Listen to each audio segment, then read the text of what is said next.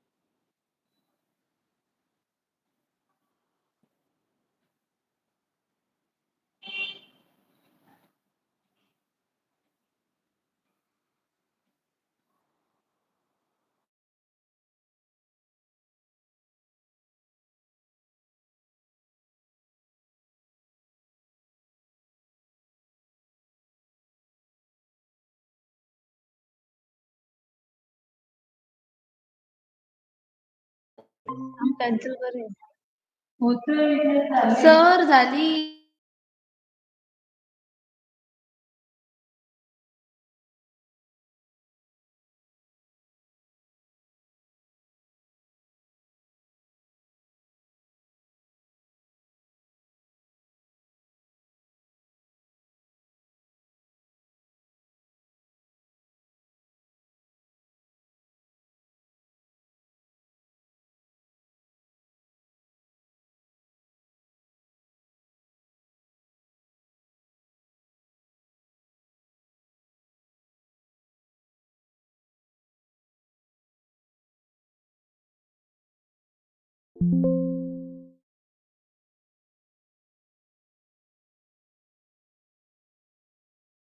One, two, three, four, five, six,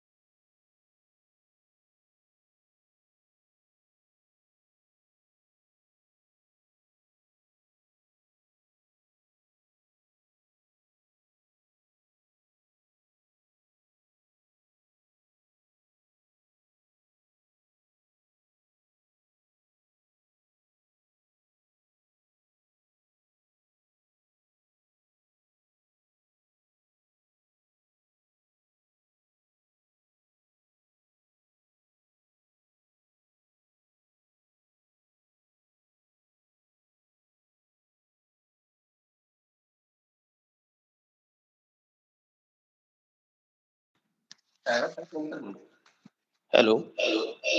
Hello. बोला था. Hello. Good morning to all of you. Speaker plus कमी करायचं. हा sir. बरोबर. एका वेळी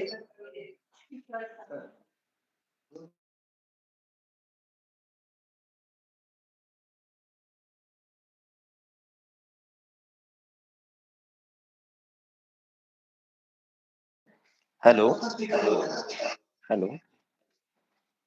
good morning. Hello good morning. येतो आवाज व्यवस्थित? अच्छा ओके ओके. तुमचं दोन्ही करता येईल ना जवळ. येतोय आवाज येतोय बरोबर. हॅलो प्रभू सर, आवाज येतो? हो छान आवाज येतोय, व्यवस्थित येतोय आवाज. Okay okay. Praful sir good morning. माझा आवाज येतोय? Good morning. आवाज येतो पण हॅमरिंग होतोय बघा जरा. दुसरं कोणातरी मोबाईल चालू आहे किंवा साईडला काहीतरी, त्याच्यामुळे आवाज थोडस.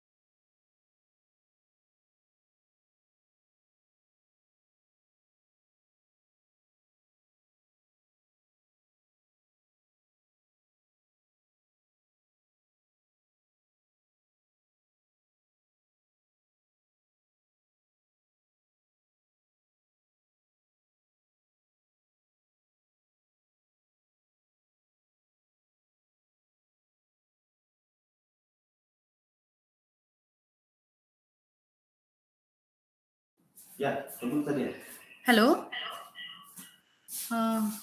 प्रफुल्ल सर बोला. आले.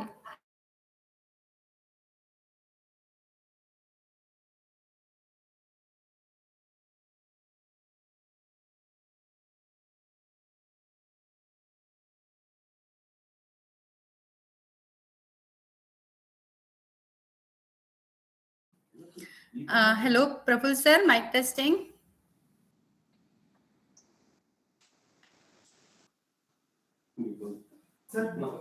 Mike testing. एवढा आवाज येतो? बोला बोला मॅडम बोला. मोबाईल डिस्टन्स करा. सर मोबाईल डिस्कनेक्ट करायचा. Okay. Mobile Yes, distance sir. करा. मोबाईल आवाज हॅमरिंग होतोय, बाकीच्यांचा जरा कमी ठेवा. Okay sir. एकच स्पीकर ऑन ठेवा, एक स्पीकर ऑन ठेवा फक्त. ठीक आहे सर, ठीक आहे.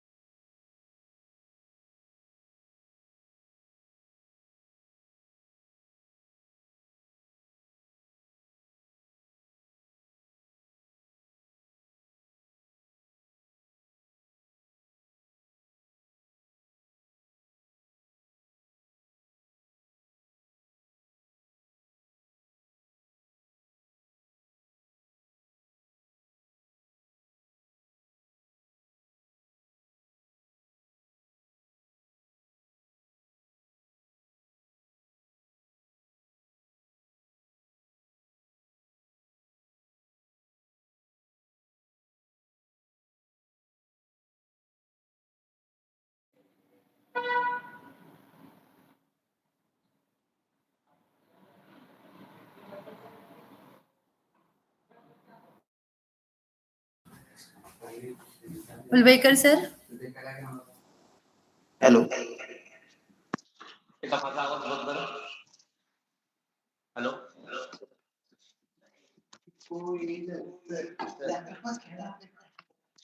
बंद करू आता काय केलं, बंदच केलं.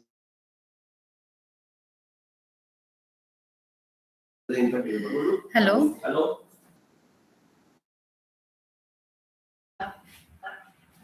हॅलो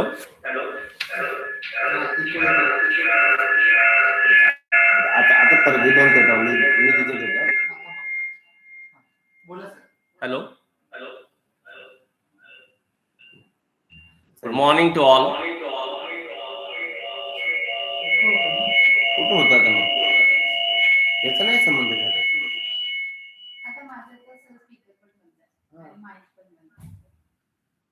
सर मी इको का होते.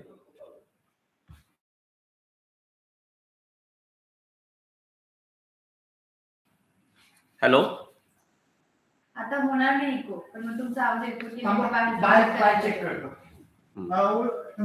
इको का होत होता आपला पण मॅडम बोला. मी बोलू sir.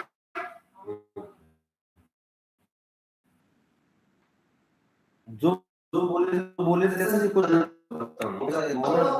Hello, sir, am I audible? Yeah, audible, ma'am. एकाचा सेवा. आता तुम्ही बोला. हॅलो बरोबर आहे. आता बरोबर आहे. आता एक मिनिट मी जॉईन होता. आवाज येतो ना व्यवस्थित? एकाचा ऑन ठेवायचा, एकाचा ऑफ ठेवायचा. सगळ्यात ऑफ ठेवू ना.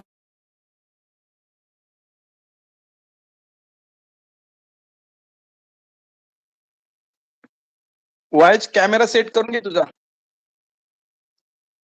उलवेकर सर कॅमेरा सेट करून घ्या. स्पीकर बंद आहे. सर मी मोबाईल वर करतोय ना. मी ऐकलं. Video sir, sir. Camera set कर ना. कॅमेरा सेट कर ना. का सर? बोला. सर, आज ते मस्त नाही झालं माहिती नाही. आता असं काय होतं? सगळेच mobile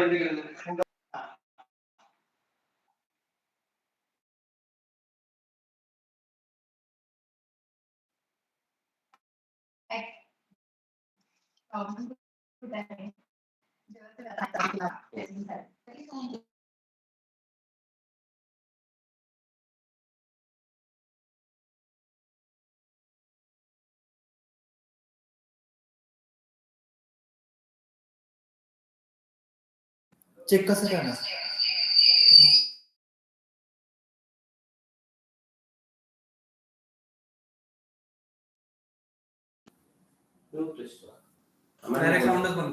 mic testing. Mic testing. तू बाहेर आवाज येत असेल. करू मी? मोबाईलवर ज्यांनी कनेक्ट केलं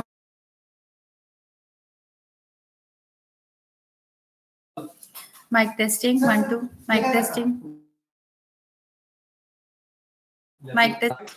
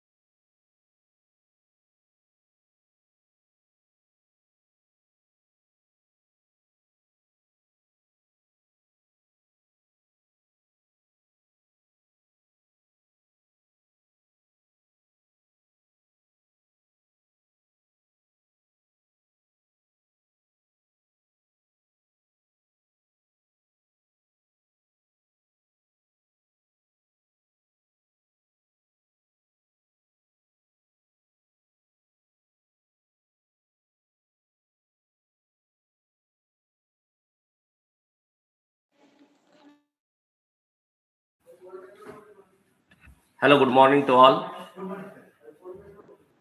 आवाज येतो प्रशांत सर? येतो सर, येतो.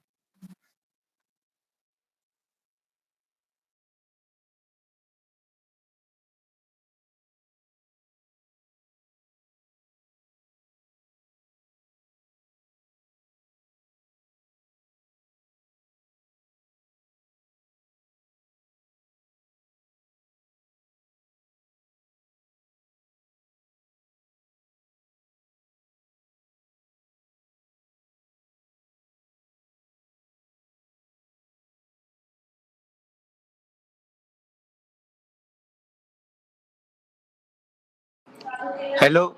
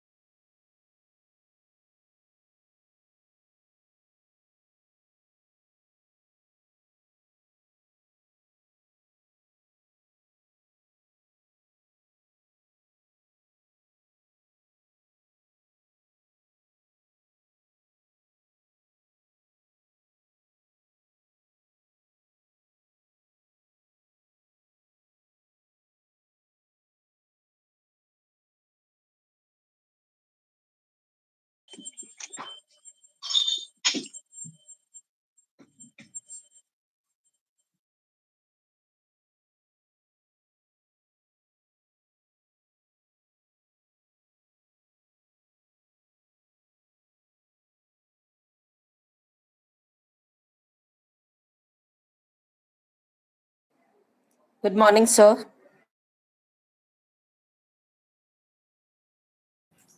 Good morning, ma'am.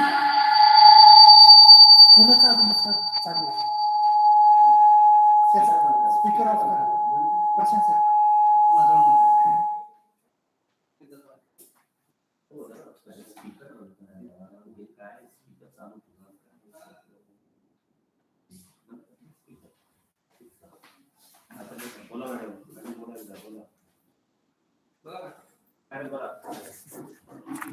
Good morning and welcome to this conference. Thank you, ma'am.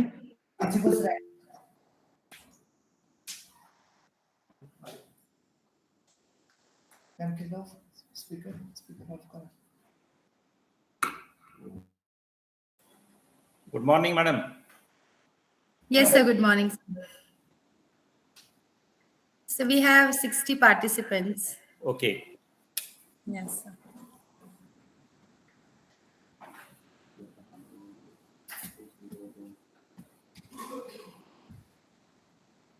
The speakers and the keynote speaker is yet to connect, so we are waiting for them.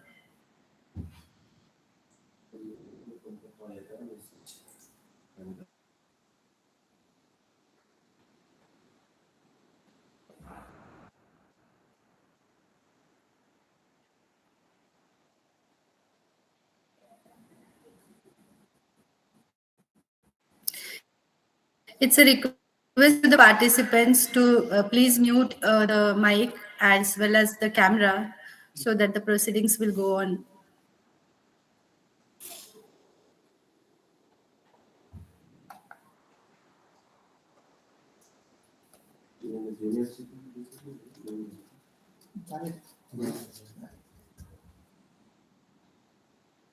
We'll wait for 2 minutes and we'll inform the keynote speaker and the resource person to join.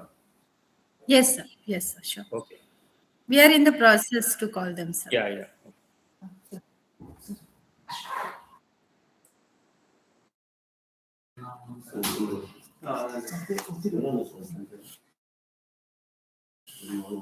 Hello, sir. This is Principal Ganesh Thakur.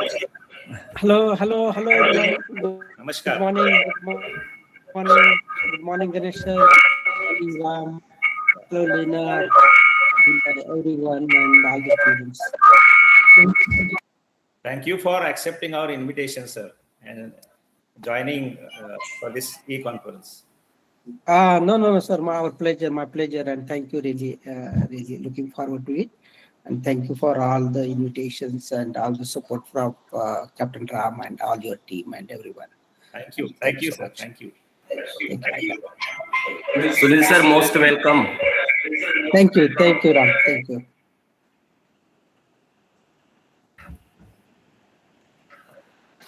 I'll just try to share my screen. If you people can see it, let me know. Then I will stop sharing it again. Sunil sir. Yeah, no, you can see Hello, my screen, sir. right? Yeah. Sunil sir. Yes, I can hear. Please. Sir. Yes, I'm hearing.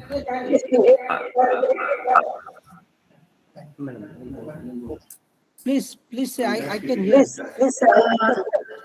Yes, sir. So the presentation will begin after the welcome. No, I know. Address. I'm just trying to show if you can Just see it. trying to share. Yeah. Okay, sir. Yeah. We can see the presentation, sir. Thank you. That's what I just wanted to confirm. The thing is, you will have to make it full screen. That's it. Otherwise, it is very clear. I just Yes. wanted to see if the technology works well or no, because sometimes there is always glitch and the next people don't see it. So that is the challenge. Yes. We have faced many times same challenges, so that was the challenge. Yeah.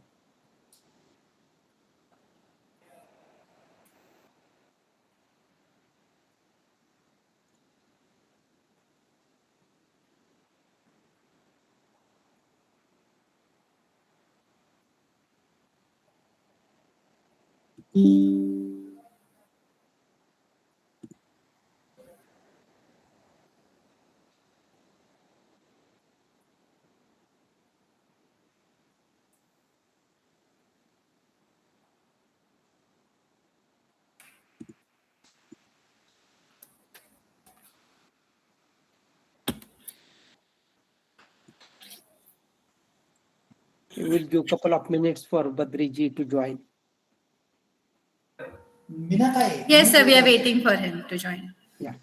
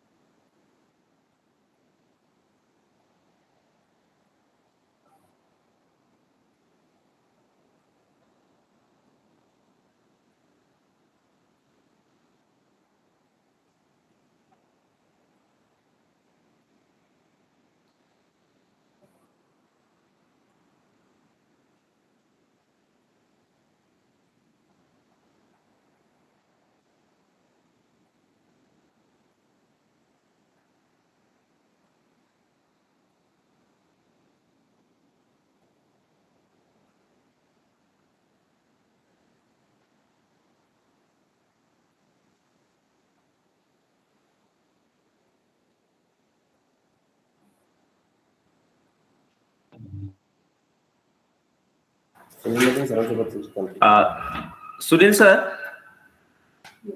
Yes, please, Ram. Hello. Yes. Sunil sir, are you hearing me? Yes, I can hear you very well. Please speak. Sir, I am making call to the Badri sir, but he will not pick up the call. Whether there is possible to call him. No, he has given the message. He is joining. I know. Yeah. He's joining. He said that he's joining. No? He saw our message just, I think, 5 minutes, 6 minutes before. So maybe give him maybe 1 or 2 more minutes and we'll try to catch up then. Don't worry. Yeah, once he joins now, we'll start the proceedings. Sure. No problem. I think there should not be a problem. He said he was traveling, so there might be some 1 Okay. or few minutes here and there.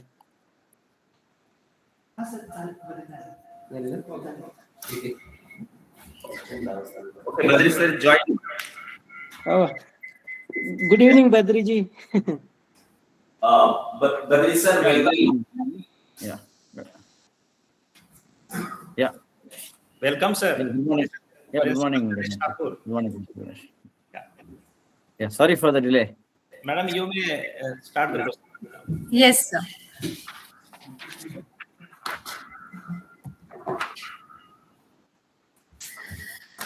Good morning, respected dignitaries, eminent speakers, academicians, researchers, and dear participants.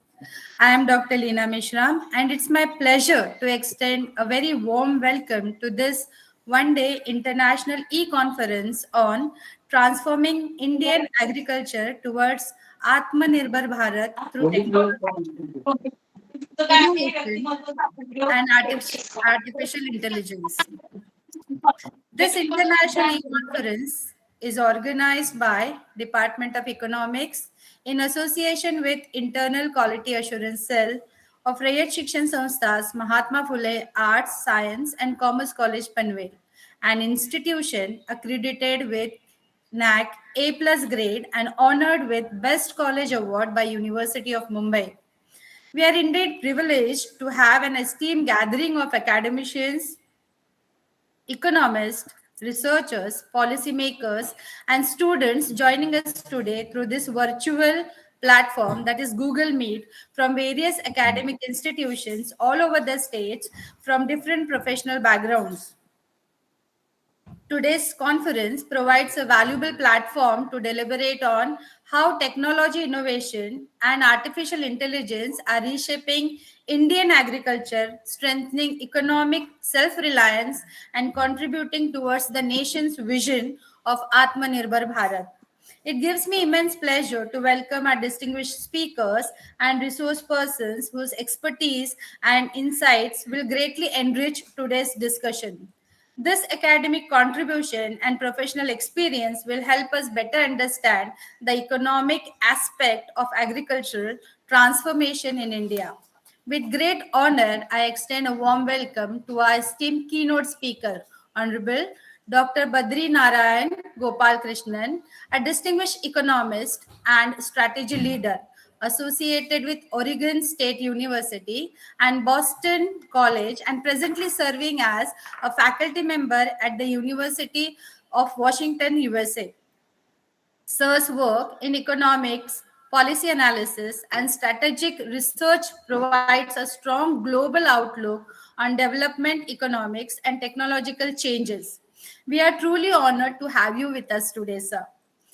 We equally delighted to welcome our distinguished resource persons for today's technical session. I extend a warm welcome to Honorable Shri Sunil Madan, Consultant, Data-Driven and Digital Agriculture Innovations, the World Bank, Washington, USA. Sir's expertise in digital agriculture, data-driven policy frameworks, and innovation-led development brings valuable insight to this theme of today's conference.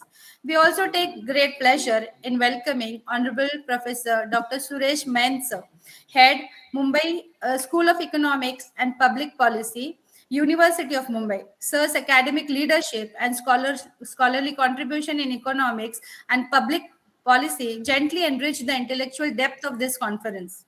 We sincerely thank both our resource persons for taking their valuable time from the busy schedule and enriching this conference. It is my pleasure to welcome Honorable Principal Dr. Ganesh Thakur sir, an eminent academician and former secretary of Rayat Shikshan Samstha. Sir has always encouraged and supported the organization of such events and conference at our college. His visionary leadership and constant support continues to strengthen a research-oriented academic environment. I also acknowledge the presence of our respected Vice Principal, Professor Gauri, Dr. R.A. Patil, whose guidance has been instrumental in successful planning and organization of the conference. A special word of appreciation to the organizing team, particularly Captain Jamnuke sir, Head, Department of Economics, as well the convener of this e-conference, Dr. Yashwant Tulvekar, Department of Economics, who is the co-convener of this e-conference, Mr. Sopan Gove, Head, Department of English and IQAC Coordinator, along with all the faculty members of the organizing department and the technical support, the team, for the meticulous planning and efforts in ensuring the smooth conduction of this international e-conference. I also extend a warm welcome to all the heads of departments, academicians, professors, researchers, colleges, my colleagues and participants who are joining us through this online virtual platform. Your participation will truly enrich the academic forum. I welcome once again to each and everyone who have joined us. The theme of today's conference highlights the vital role of economics in strengthening Indian agriculture, particularly through technological innovation, digital transformation, and artificial intelligence. In the Indian context, where agriculture is a vital to livelihood and economic stability, the integration of economic policy and technology is essential for sustainable growth, aligned with the vision of Atmanirbhar Bharat. This conference explores how innovation and AI-driven solutions can enhance productivity, empower farmers, strengthen rural economics, and promote self-reliance. We are confident that today's discussion will generate meaningful academic exchange and new directions for research contributing to India's sustainable agricultural future. With this academic perspective in mind, to formally inaugurate the conference by delivering the welcome address, I invite Honorable Principal Dr. Ganesh Thakur sir, a distinguished leader in higher education and former secretary of Rayat Shikshan Samstha.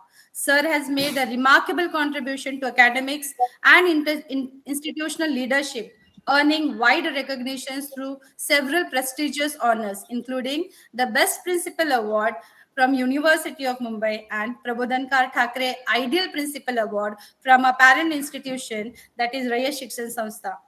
Among many other honors, his vision, dedication, and commitment to academic excellence continues to inspire us all. I request Honorable Sir to deliver the welcome address and share his valuable thought with us. Thank you, Madam. Good morning, everyone. At the outset, I pay my tribute to great social reformer and visionary educationist Mahatma Jyotiba Phule and Karmavir Bhaurao Patil for their selfless service to the masses. Dignitaries present on the online platform for this international e-conference, keynote speaker, Honorable Dr. Badri Narayan Gopal Krishnan Sir, economist and strategy leader, Oregon State University and Boston College, and presently working as the faculty member at University of Washington, United States of America. The resource person, Honorable Sunil Madan Sir, consultant, data-driven agriculture and innovations, the World Bank, Washington District of Columbia, United States of America. Chairperson of the technical session of this e-conference, Honorable Professor Dr. Suresh Main Sir, Professor and Head, Mumbai School of Economics and Public Policy, University of Mumbai. All the participants from various countries and various states of India, principals and directors of various institutes, Vice Principal of our college, Dr. Rajaram Patil, and Professor Dr. Lakshuman Gauri Sir, Coordinator of Internal Quality Assurance Cell, Mr. Sopan Gove Sir, Head Department of Economics and Convener of today's e-conference, Captain Ramdas Jamnuke, Co-Convener Dr. Yashwanta Ulvekar, research scholars, faculty members, and dear students.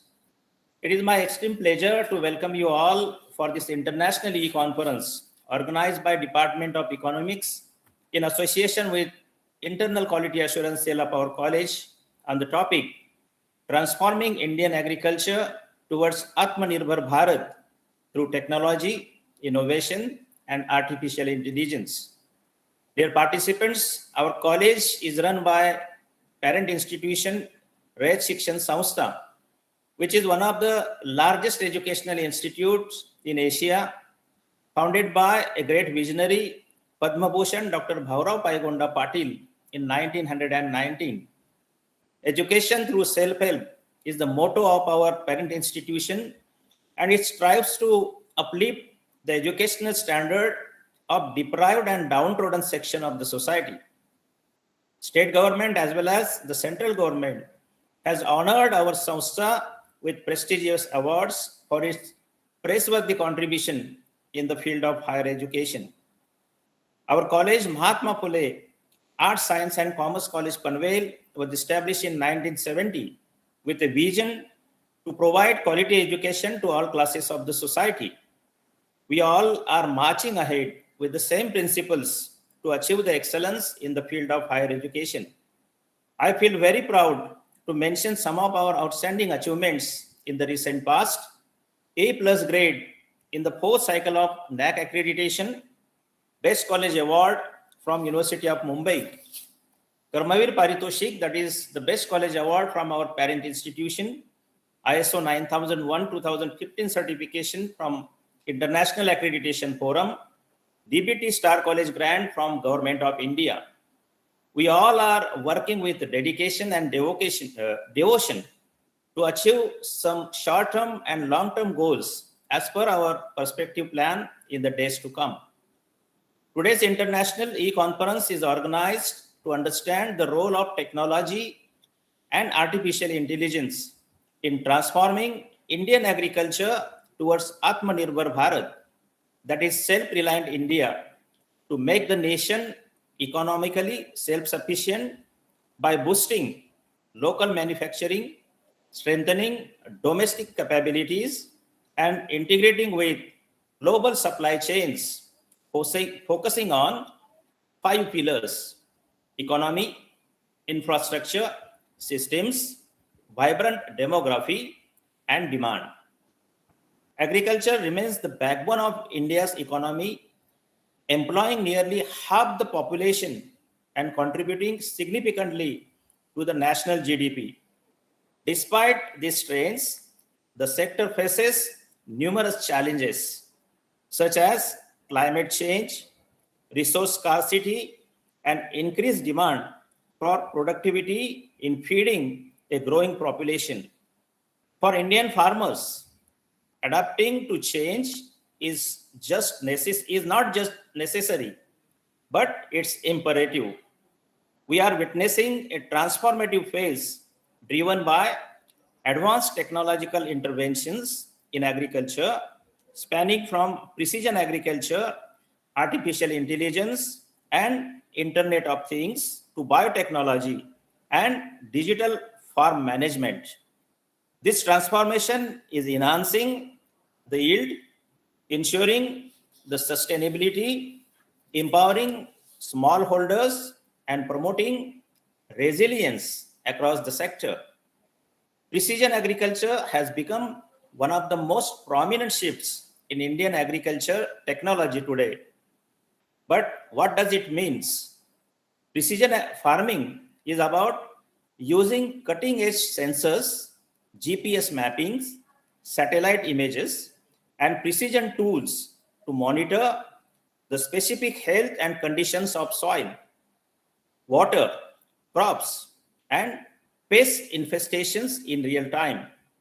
The goal is to empower farmers to deliver the exact amount of water, fertilizers, or pesticides required by each section of the field, thereby optimizing inputs and maximizing the result. GPS-enabled tools and sensors track field boundaries, fertility variations, and topography. This data allows automated tractors and tools to apply nutrients, pest control, or irrigation precisely. Drones equipped with multispectral and thermal cameras fly over fields, capturing imagery to assess crop health, detect moisture stress or hotspots, and enable tailored crop interventions. Satellite imagery platforms now provide near real-time views of crop conditions, soil health, and water availability over large areas, an ideal solution for large as well as the fragmented holdings typical in India. The adoption of digital and precision agriculture is widespread and growing rapidly across Indian states. Farmers use digital apps for weather forecasting, expert agronomic advice, price data, online marketplaces, and even remote field scouting. Mobile-based digital tools bridge the knowledge gap between the rural farmers and research advances, making scientific best practices accessible even for the small and marginal farmers who make up the majority of India's agriculture sector. Precision tools help to reduce input wastage by up to 20 to 30%, boost yields up to 25%, and minimize environmental impact, a true win-win situation for productivity and sustainability. The role of artificial intelligence and machine learning in Indian agriculture is noteworthy. The rise of artificial intelligence and machine learning represents the next evolutionary leap in current technology uses and application in agriculture. Modern artificial intelligence platforms are powering predictive analytics that help farmers and stakeholders plan proactively for a wide range of challenges. Artificial intelligence and machine learning driven transformations are used for disease and pest outbreak prediction.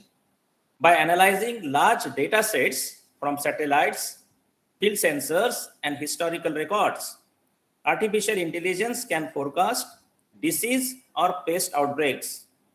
Early warning enable preventing measures, sharply reducing crop losses and unnecessary pesticide use. It can be used for yield forecasting and farm optimization.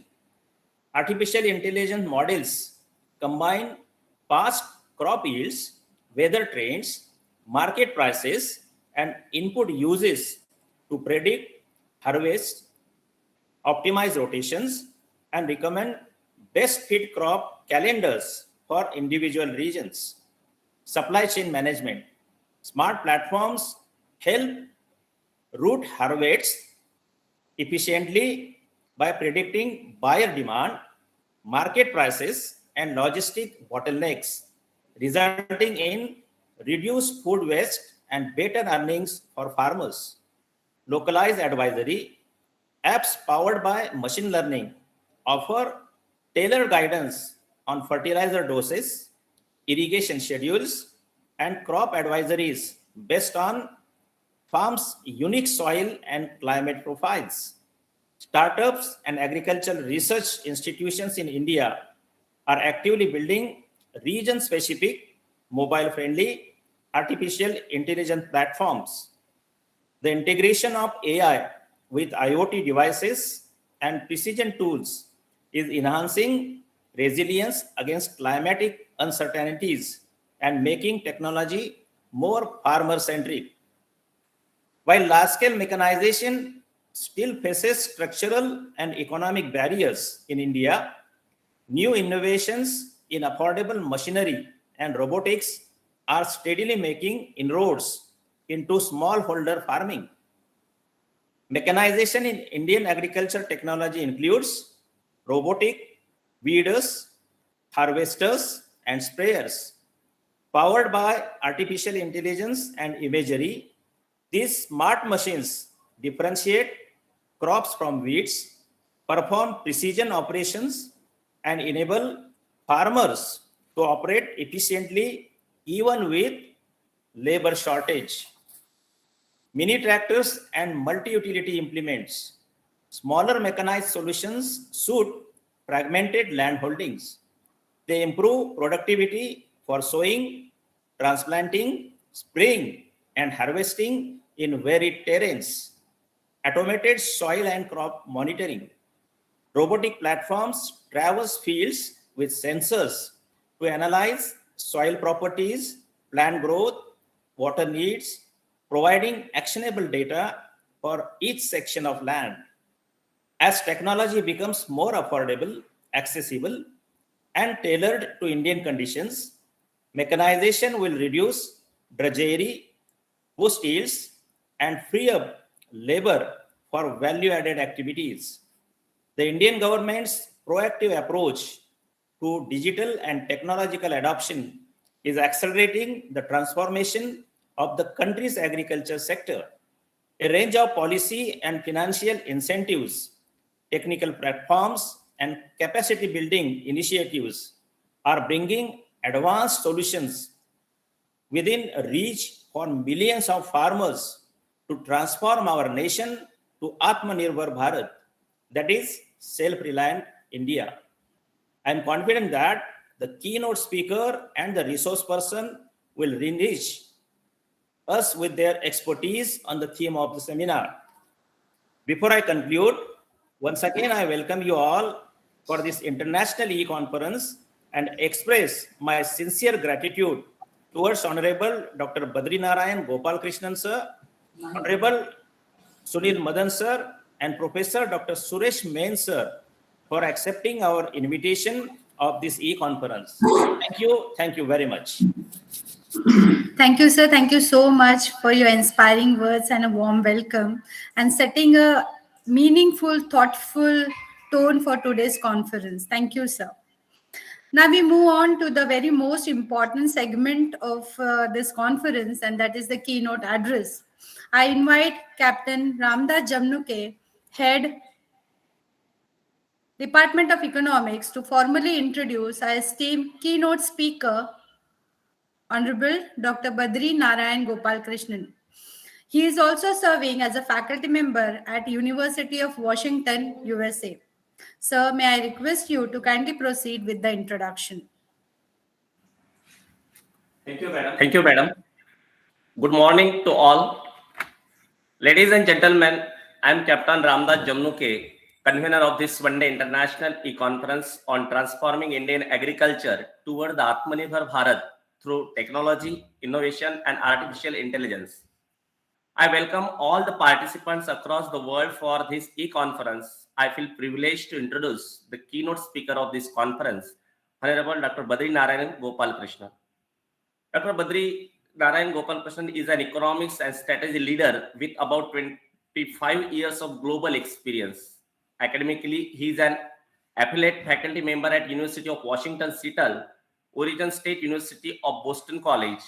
He has published 15 books and over 250 research papers in most reputed global journals like Nature, cited about 6,000 times by academic journals and many more times in almost all major global media outlets like Financial Times, CNN, BBC, NYT, WSJ, etc.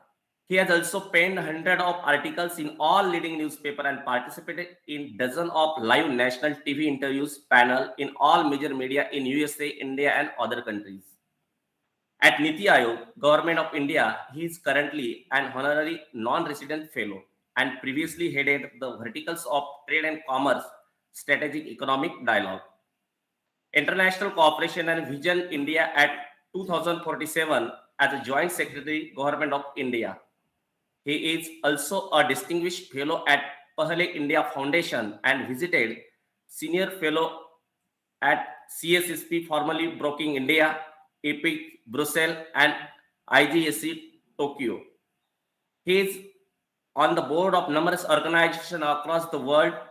He has also been an advisor of several ministers across the world: Google, Amazon, World Bank, International Labour Organization, World Health Organization, International Monetary Fund, McKinsey, KPMG, PwC, Harvard University, LSE, Tata Group, Aditya Birla Group, etc. He founded Infinite Sum Modeling LLC in 2015, which has a global presence with offices centers in Vancouver, Seattle, Los Angeles, Riyadh, Beijing, and New Delhi, and advised over 100 client organizations globally. He has presented his work in over 34 countries across the world, including several times as a keynote speaker. He has received numerous awards and fellowships such as 2021 IABCA Trade Impact Award for Australia-India relationship. He got the PhD fellowship from the IGIDR from the RBI and a fellowship to join the first meeting with Nobel laureate in economic science, Lindu, Germany. Once again, I welcome Honorable Dr. Badri Narayan Gopal Krishnan in today's one-day international e-conference as a keynote speaker. Over you to sir. Thank you very much. Thank you very much, Captain Ram, for the wonderful introduction. And thank you very much, Professor Ganesh, for the very detailed introductory address. Can I share the screen, or Captain Ram, can I share? Yes, sir. Yes, sir. You can share your screen. Okay. So, and also I thank all the other organizers, also Sunilji, for introducing me. This is a privilege for me to participate in this wonderful conference and also deliver the keynote address. So I will, my keynote address will be relatively short, and I welcome, any interactions, questions, suggestions, and so on. So I'm going to speak about how to enable technological innovation for introducing and enhancing sustainability in the agricultural sector globally and specifically in India. So you already got my introduction, but these are some of my affiliations. And the discussion I'm going to have now is based on some of the work I've been doing with many organizations across the world and and also Government of India. To begin with, I want to hide the screen so that I can see all of you can see the slide. Yes, sir. Yeah. Okay. Okay. So if you think about the history of mankind, we have been steadily increasing population globally. So, for example, for India, the population increase rate is around 2%. For some other countries, it can be more. Some other countries, it can be less. But for most of the countries in the world, except a few, the population is increasing positively. So, in the past, historically speaking, particularly in the last 100 years or so, there has been a significant increase in the yield and hence the supply. So demand is increasing and supply has already increased a lot. Many times we have increased the supply in the last few years, last few decades. Now, many of the agricultural scientists are finding that it's very difficult to increase the yield more than what we have now. We are at a very kind of high and saturated kind of level. So how do we meet the increasing demand? So when the demand is increasing so rapidly globally, is the supply increasing proportionately? And is there further scope for really breakthrough growth in yields? So that is the situation we are in. We are asking that question. Now, that is just one part of the question. So demand is increasing, supply, is it increasing enough? Now, the second question is, what happens to the land use? So we have limited land. If you take India, all of you are in Mumbai, many of you. So in Mumbai, I've lived in Mumbai for more than 4 years, so I understand a lot of complexities there. So land is really limited in supply, not just in Mumbai, so the surrounding regions, even Navi Mumbai, where many of you are living now, and also until Pune and even further. So now, if we want to expand the agricultural land, of course, we can go in the rural areas, but even in the rural areas, the land is going to be limited. How are we going to increase the use of fertile land for this? So that is one thing. How do we tackle the limited supply of land? And how do you tackle the emissions? There is a lot of land use related emissions and agricultural emissions, methane and so on, which is a big question when it comes to climate change. So how can we feed our people in a sustainable way? We want to increase supply. We want to make sure that we don't use up a lot of land, which is already in demand for housing, industry, and other uses. And we also don't want to pollute or generate more emissions. So this is a fundamental question we are trying to tackle. Now, if traditional yield has already kind of plateaued, as I mentioned earlier, the disruptive increases in yield is gone now. So what else can help us if not traditional yield? So that is where technological innovation comes as a solution. So this is a vital way forward to increase yield in a non-traditional way and sustainably by minimizing emissions. So we have to increase the yield, not in a very traditional way, in the sense that we don't have to increase land use, we don't have to follow the usual kind of scientific procedures that we have been following in the past. We have to do it in a non-traditional way because all those methods we have done in the past are kind of saturated. So how do we find these non-traditional ways of doing this? And how do we do it without increasing emissions? We have to minimize emissions in a sustainable way. So then the question arises as to what should be the innovation? So I just motivated you to think about technological innovation. What should be the focus of innovation in the agricultural sector?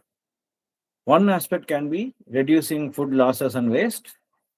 Another, because food losses and waste are both two different things, as some of you may know. Food losses happen at the supply side. Food waste happens at the demand side. So in many developing countries, food losses are huge. Food waste is minimal. food losses happen because of lack of supply chain ecosystem technologies and so on. For example, the farmer is producing really delicious mangoes. The mangoes are then taken to the consumer. On the way, if the technology is not good enough in the logistics during transportation and so on, if you're not maintaining proper temperature, humidity, and other aspects, a lot of mangoes can be lost. These are perishable products. So these are basically food losses, because in many developing countries, including in our country, we do not have sufficient implementation of technologies to ensure that the food losses are minimum. So basically we suffer a lot of food losses. Whereas in the developed countries where there is a lot of resource, the food losses are not a big deal, but food waste is a big deal, because food waste happens at the consumer end. In the restaurants you go, you get a lot of food, you're not able to eat the food, then you just waste it. And that wasted food could have been used by some poor people, right? So that is food waste. That happens even in countries like India, but compared to the developed countries, it happens in a smaller way. Mostly in the urban centers. In the rural areas, people are very cognizant about not wasting food.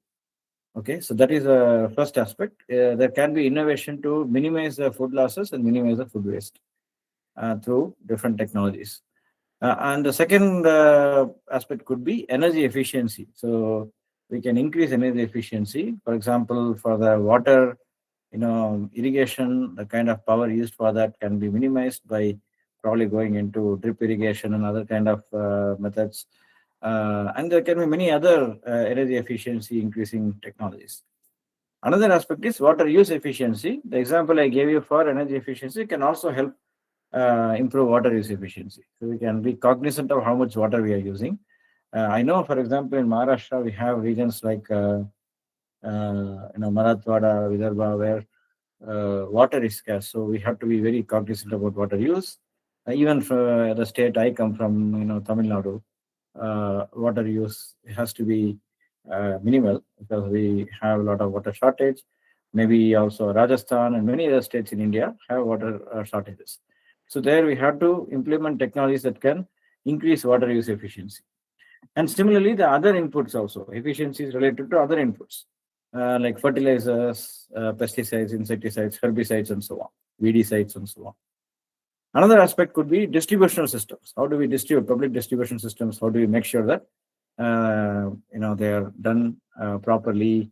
Make sure that they reach the right people. The subsidized rice and wheat, they reach the poor people, not the rich people, right? So those kind of things. Farmers' welfare. So policymakers who are working on agriculture, they are facing a double-edged sword. They cannot ignore the welfare of people, because people have to get cheap food, affordable food, or free food. At the same time, they cannot ignore farmers' welfare. They have to think of both. And farmers' welfare in the developed countries, they have taken very good care of farmers by providing them enough subsidies. And these subsidies are not wasted. They are directly reaching the farmers. So in India also, we can do that by, again, using technological innovation. In fact, we have made a lot of progress in the last few years in terms of direct benefit transfers. So that is the example I was thinking of, farmers' welfare. We can also look at climate resilient agriculture. Maybe it is time to think about changing our food habits. Because of Green Revolution, the entire country started consuming rice and wheat as staple grains, food crops. But originally, all of us used to consume a lot of different types of millets. I've lived in Maharashtra, as I mentioned earlier, and I really love Junka Bhagar. And I don't find it so easily, even in Mumbai. Whenever I come to Mumbai, it's very difficult to find. In the olden days, like 2 decades ago, 3 decades ago, we could get it. But now you're not getting it. And likewise, in every state, every district, we have different kinds of millets, which are all climate resilient. And we don't consume them. Instead, we all consume rice and wheat, and that's a problem. So how do we go back to our roots and cultivate more and more millets, and that can be climate resilient, and that also can be can be an innovative solution, and that can help both health and environment, because health can be improved because many of these crops are suitable for our bodies. They do not unduly increase blood sugar and so on. And for environment also, they are good because they don't need a lot of water. They are expected to survive in the local temperatures, environments. They don't need any extra inputs. So the last aspect is how to enable technological innovation. So the scale that is needed for technological innovation, like our Professor Ganesh was talking about AI and various other technologies, which I'll also be coming to later. But there is a lot of increase in scale that is needed to ensure that this technological innovation. That kind of scale increase can only happen by enabling policy environment. Only if policies support them, we can bring those innovations. And also regulations should also be there in place, because many times, many of you may have experience with large applications, apps like Google, Facebook, Twitter, and X, and Instagram, and so on. They're all great. We all love them. But at the same time, there is an issue of public safety, privacy, data privacy, and so on. So the regulations should make sure that the people are safe, their privacy is respected, and so on. But at the same time, they should not be so stringent that innovations are discouraged. So this is an overview. I'll go into a little more details of all these aspects. Now let me come to the first question, the yield question. We have to feed billions of people globally. In India, at least 1.5 billion people. So we have to look at the sustainable yield equation.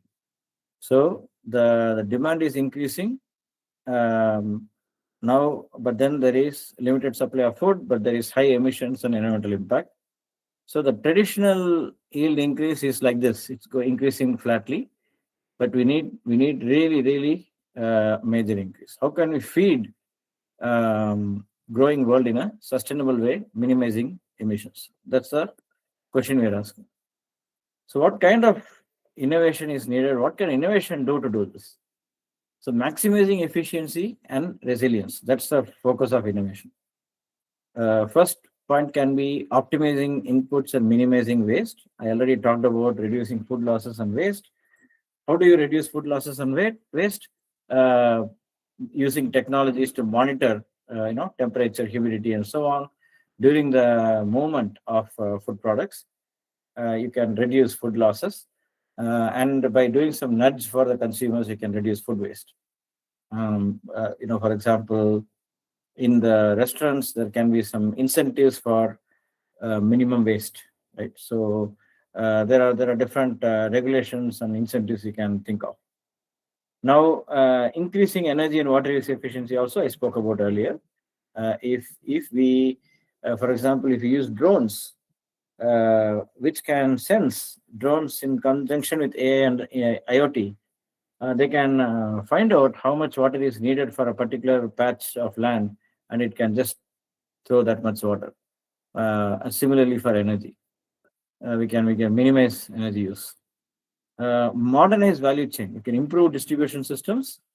A long time ago, I distinctly remember a politician in India mentioned that India is the country in the world which has the highest amount of subsidies for feeding rats.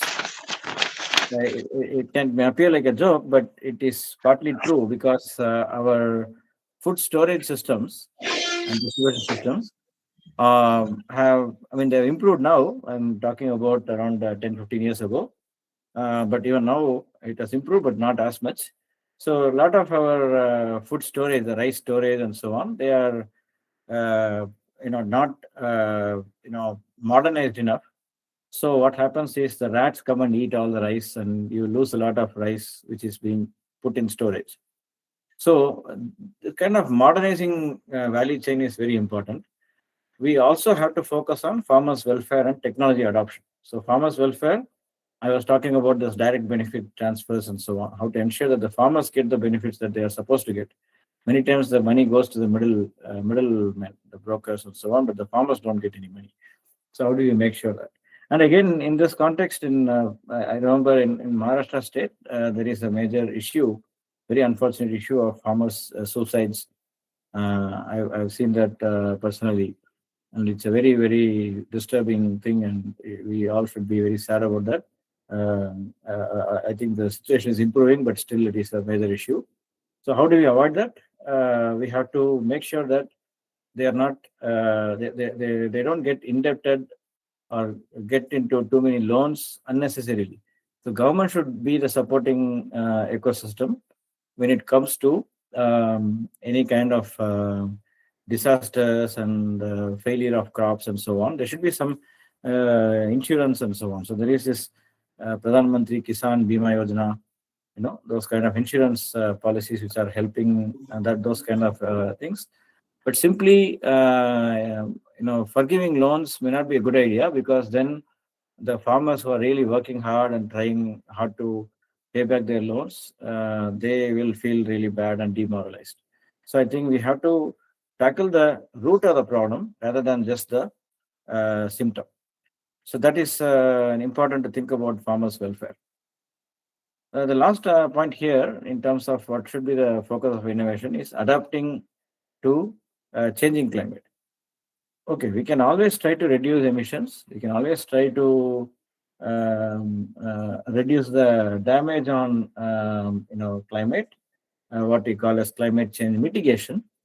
But definitely, we cannot avoid the possibility that the climate change has become unavoidable, and it has basically, we are all facing all these floods and disasters, droughts, global warming, all kinds of things we are facing because climate is changing.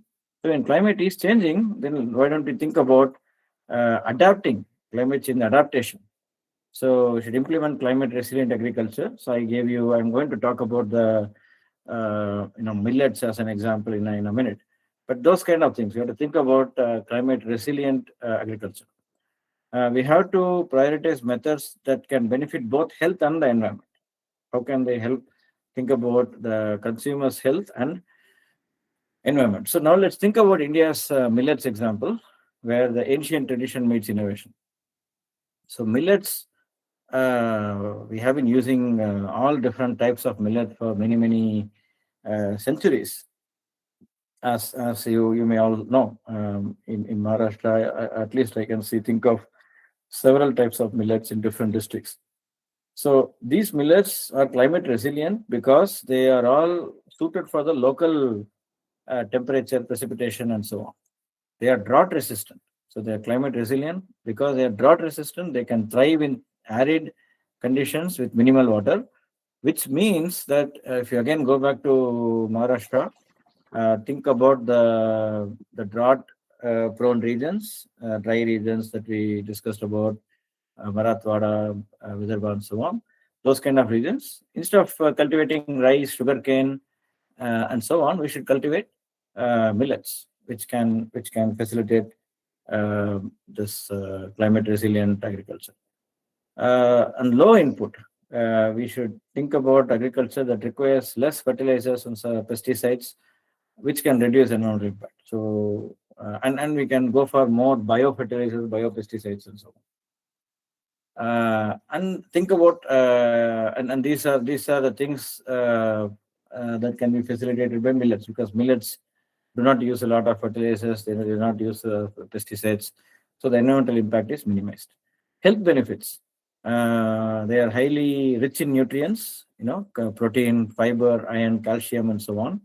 They are gluten free. So nowadays we are our society is prospering more and more, which also means we are getting new types of diseases and allergies, which are only known to the Western world, like gluten allergy.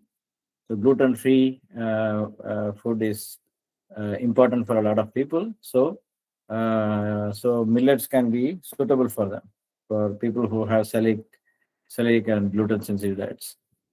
Now, low glycemic index, because in my family there are my mother and my brother, they all have diabetes, and when you have diabetes, then you cannot you should avoid foods with high glycemic index, and that's why you have to avoid rice a lot. And so In such cases, you can consume more millets, which can help manage blood sugar levels. Now, because of all these reasons, the Indian government of India has been promoting millets as ancient grains for a sustainable future.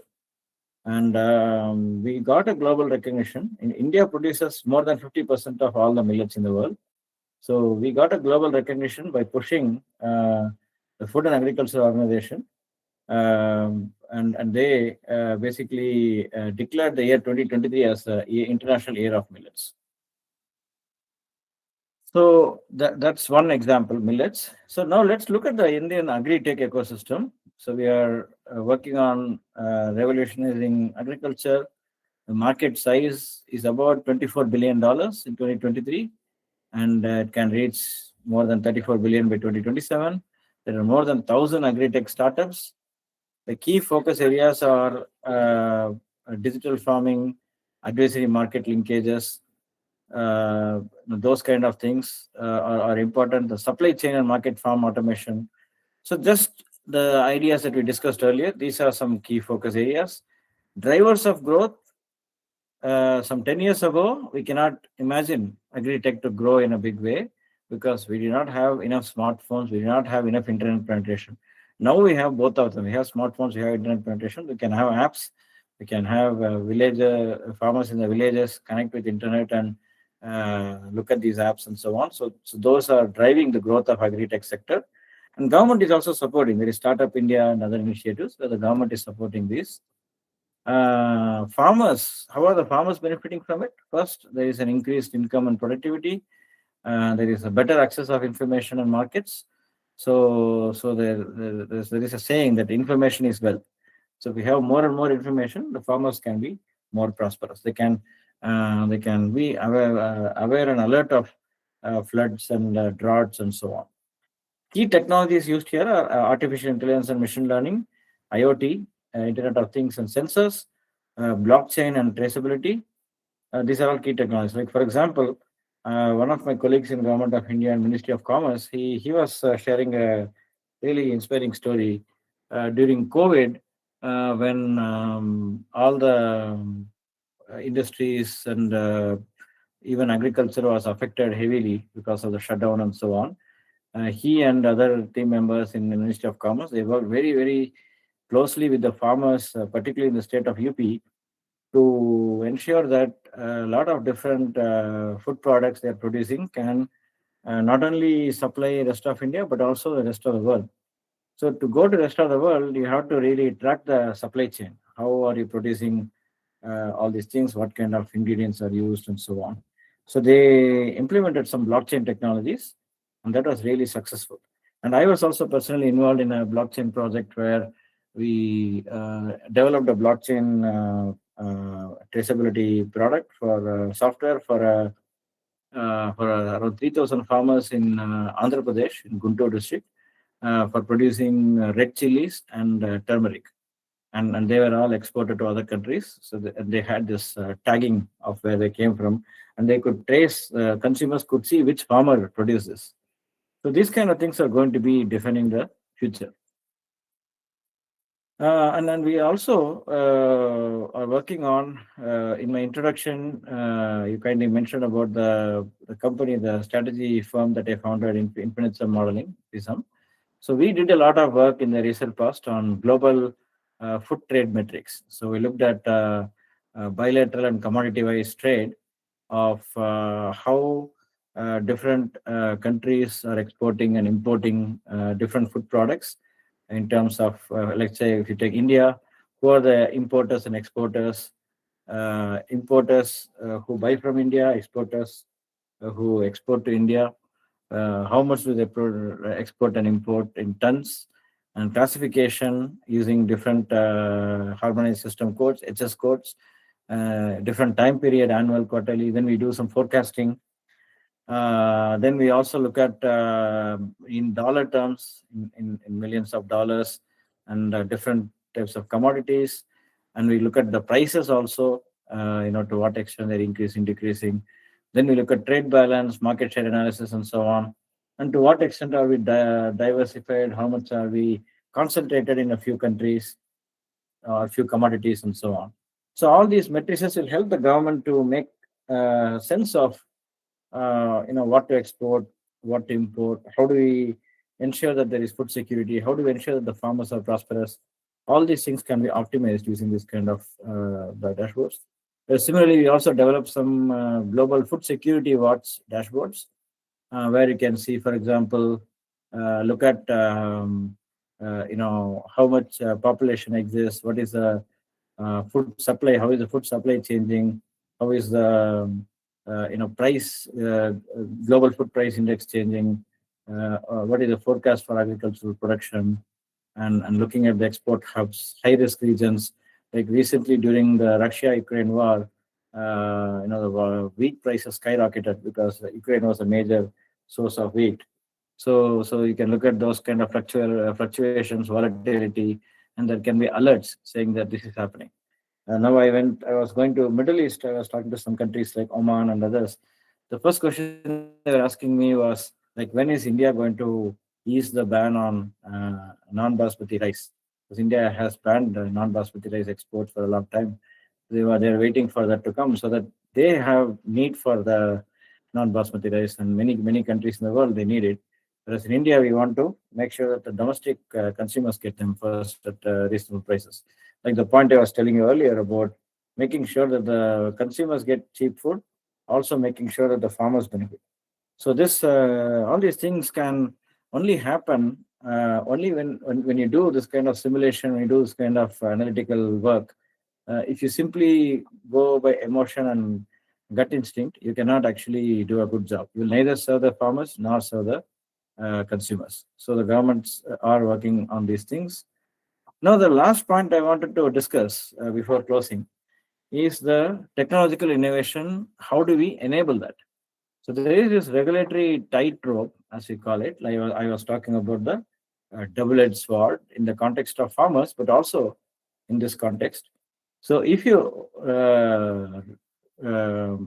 if you keep the technology framework, policy framework, regulatory framework very flexible, like the US, we call it under regulation.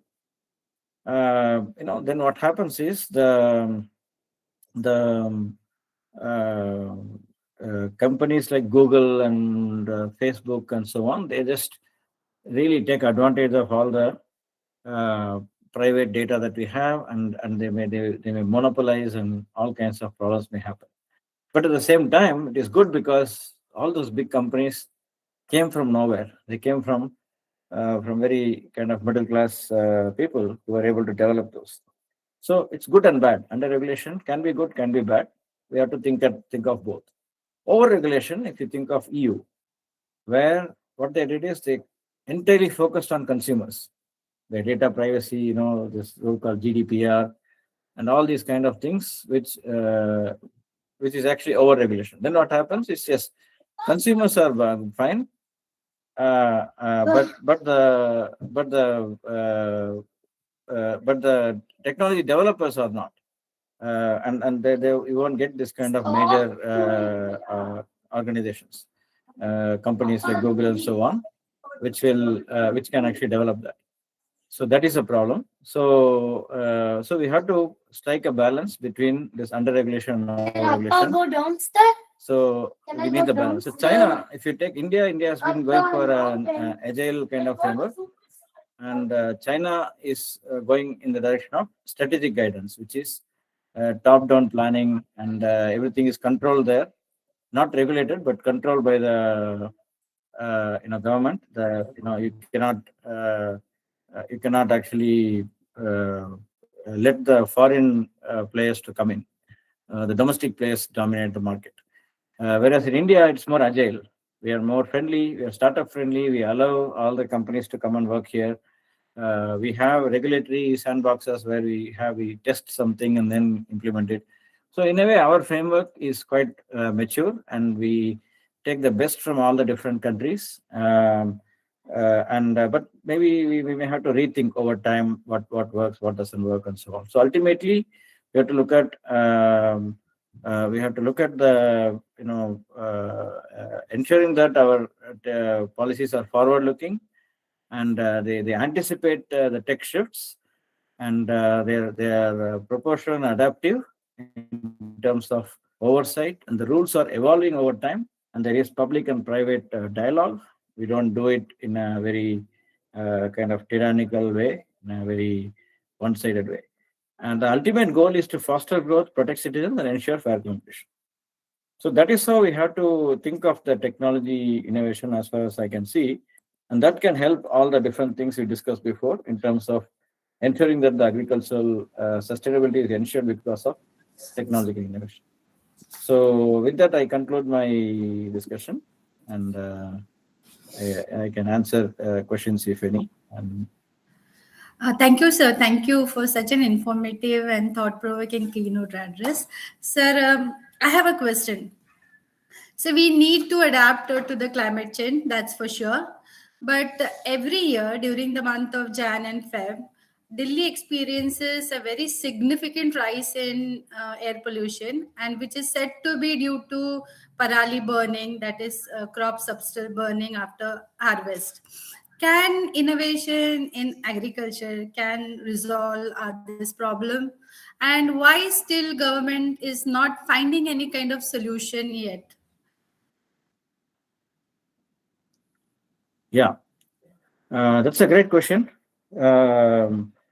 I think the problem you raised is extremely complex, and I definitely agree with you that we really need innovative solutions to solve the problem. It is the government's approach is similar to what I mentioned in the last slide. We are trying to do this kind of regulatory sandboxes, some kind of testing and seeing what works, what doesn't work. Like this year, we tried some artificial rains, which did not work so much.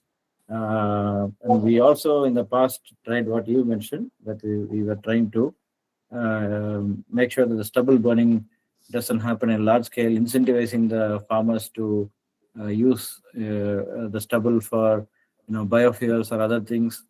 In fact, I was actually working with SpiceJet at some point. I was having a conversation with the founder about using this kind of stubbles to develop some biofuel for the flights. And they actually tried to run. They actually ran one test flight, I think from Dehradun to Delhi, using this. So things are happening. They're happening, I would say, relatively slowly. And I also hope and wish that we find some really breakthrough technological innovation that is also scalable, because all these things, even this biofuel I mentioned, jet biofuel, is very nice but not scalable. We were able to do an experiment, but cannot be done in a large scale. So we have to think of all these different options. We also have to really see whether agriculture is the main reason for this, or it's a combination of many different factors. So we have to address the root of the problem rather than just the symptoms. So yeah, I think this is an area where I think academics also should cooperate and collaborate and contribute, because it's a very challenging problem. So the government is also in a way confused as to how can it solve this problem. There are so many different moving parts. Thank you, sir. Hello, sir. Sir, myself, Dr. Ishwant Ulvekar. I have one question. Will the increased use of technology and AI have a negative impact on employment of countries with large population like India, China? Yeah, definitely. That's a source of concern. And I've done some work on this. So what I find is the inequality between skilled and unskilled laborers will keep increasing. And it will increase even more with AI, because skilled workers are going to get more and more opportunities and higher wages, and unskilled workers will lose jobs and lose in terms of wages. So that will keep increasing. So the only way we can solve this problem is to skill up the population. So if the population becomes more and more skilled, and what we call today as become AI proof, if you become you're able to, like, we are all in one way or the other, many of us here are apart from the students, many of us are in the teaching, academic, research kind of profession. And our jobs also, if you think about in one way, you can think of it, you may conclude that AI can take away our jobs. AI can be a better teacher than us because AI can take all the information there and develop a nice curriculum and teach.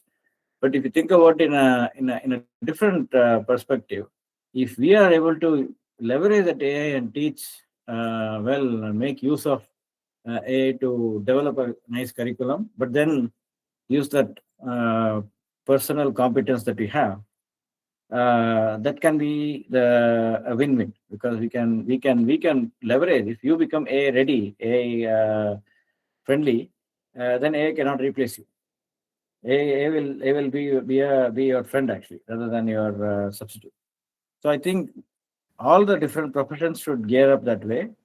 When I remember in the 1980s and 90s when computers were coming up, many clerical and other staff were even I remember some of the bank staffs and others were even going on a strike, saying that this computerization is going to kill jobs. Now we are also worried in a similar way. Whenever there is a new technology that comes up, we all get worried, and the worry is justified.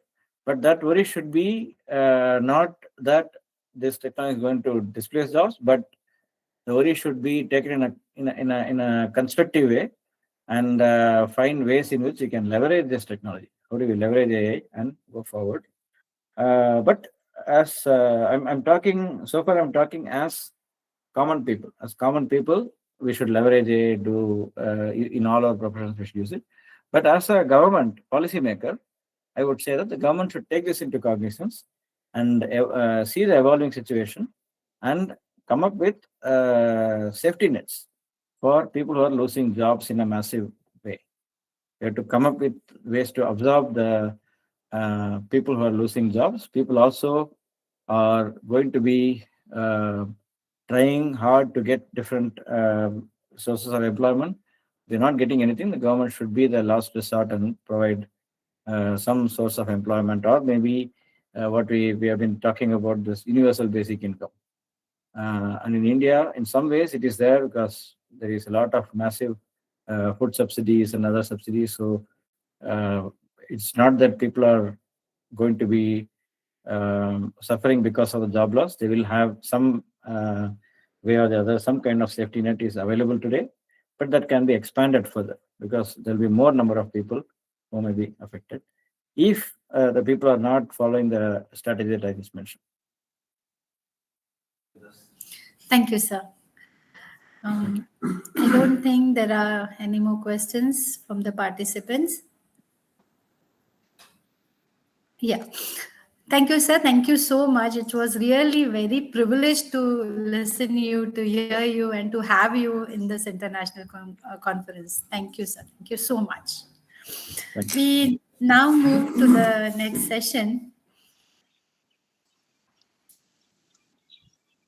It is the address from the keynote speaker. It is an honor to introduce Honorable Mr. Sunil Madan, Consultant,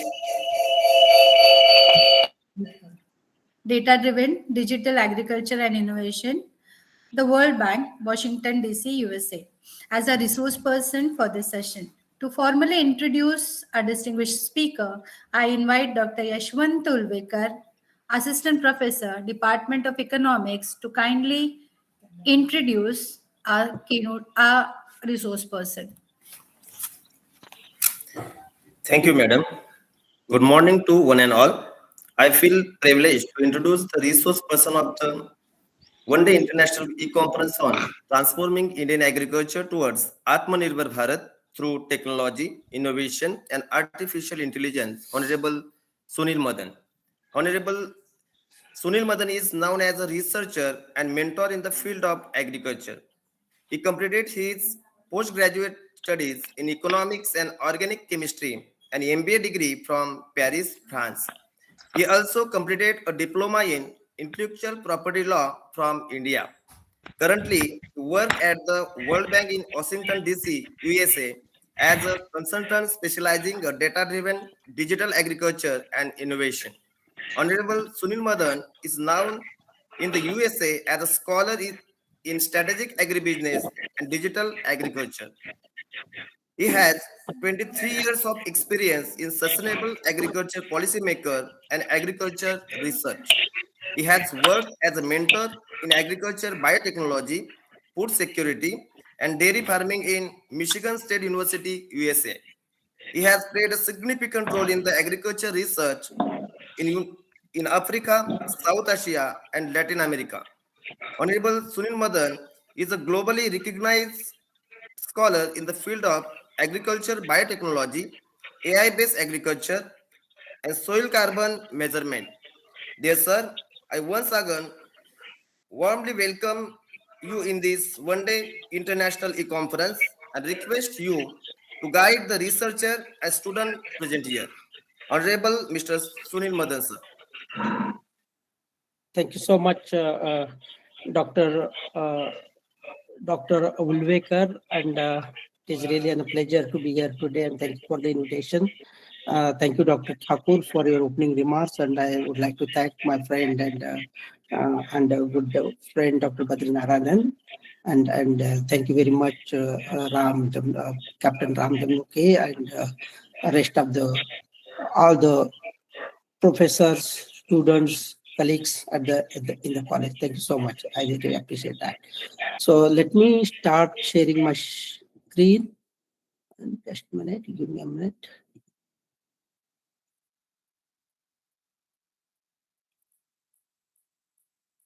I hope you can see my screen, right? Yeah. Yes, sir. We can see the screen. Okay. Thank you.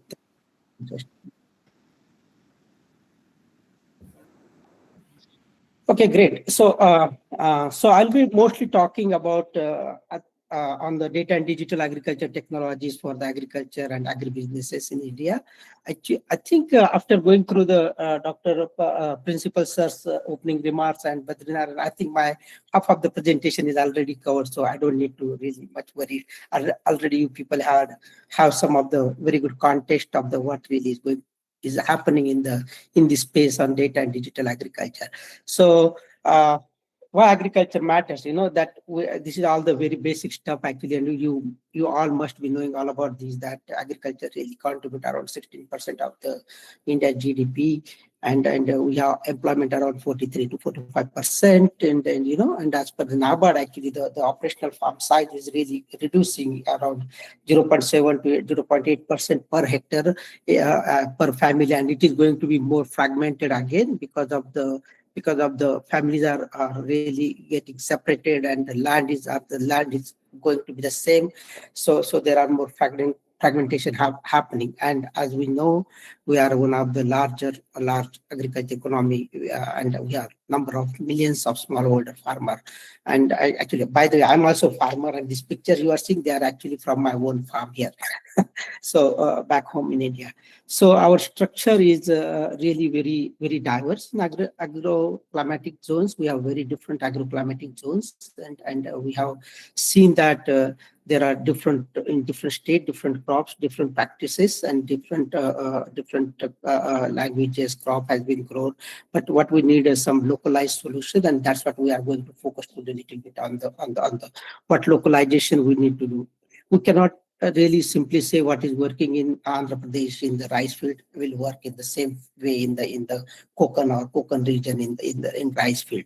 So there are a lot of localization is needed, and since we are having the fragmented land holding and the smallholder farmers, actually there is a very high transaction cost that we see, the input cost in terms of seed, in terms of pesticide, in terms of labor, in terms of harvesting, in terms of like taking the produce to the market. So there is a lot of input cost is there, but our cost is really, really limited because of only very few commodities have the MSPs, but not every commodity has the MSPs like vegetables, horticultures, and their market prices are depend on the day-to-day market, depends on the produce and number of tons has been produced per and it has came to the market per day.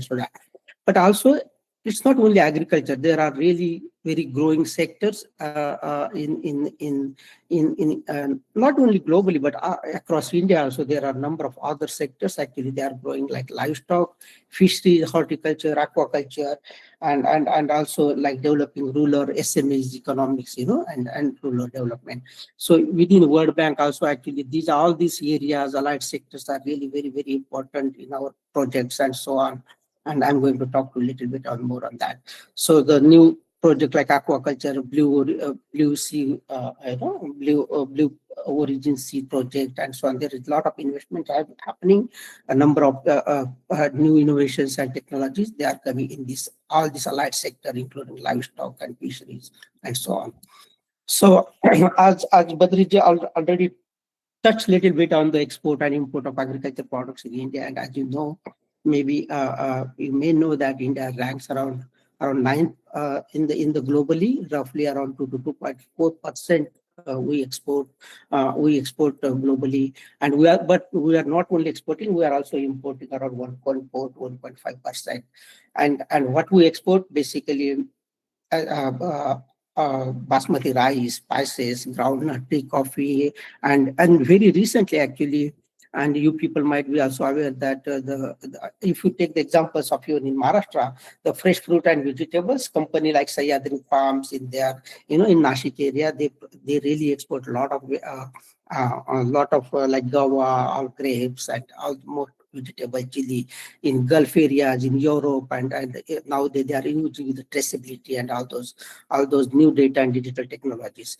But where those actually across India, if we see where the export is happening, this graph, this India map shows basically which are those states really they are contributing to the overall export in Indian export market. Around India, around in the terms of dollar, India export around approximately $48 billion of agriculture commodity exports. So within that, there are few states they are really stand out, like Maharashtra, Andhra, Tamil Nadu, Gujarat, and Uttar Pradesh. And even I also surprised to see that Bengal is actually also one of the key states that they are exporting quite a bit other than other states, and they're contributing to the export value addition.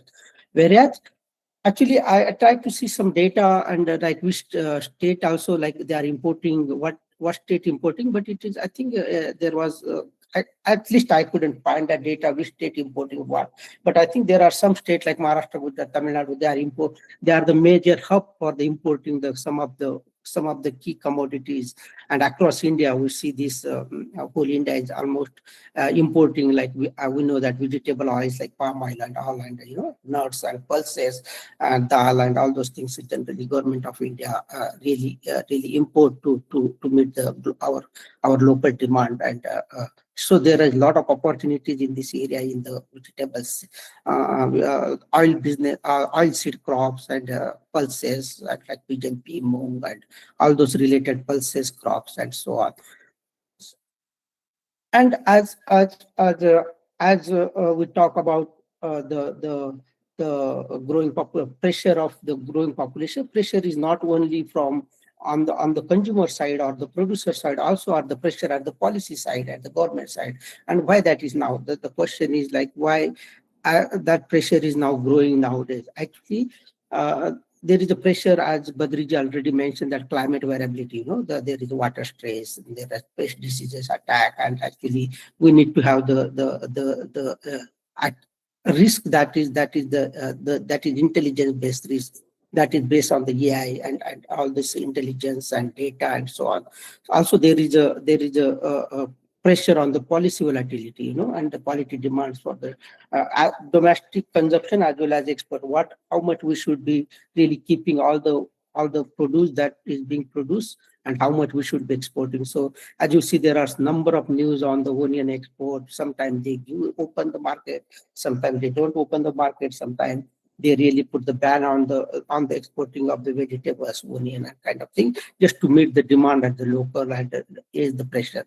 So to do that, and there is a technology intervention like traceability and market intelligence that already we spoke a little bit about. We heard from Badri and even in the opening remarks. So to work a little bit on to ease the pressure of food loss and food waste, that we need to have the post harvest efficiencies and need better logistics, warehouses, and really some very good storage, as well as the technologies and all the ecosystem around that. We need all that to really ease the pressure on this number of things in the agriculture produce and so on.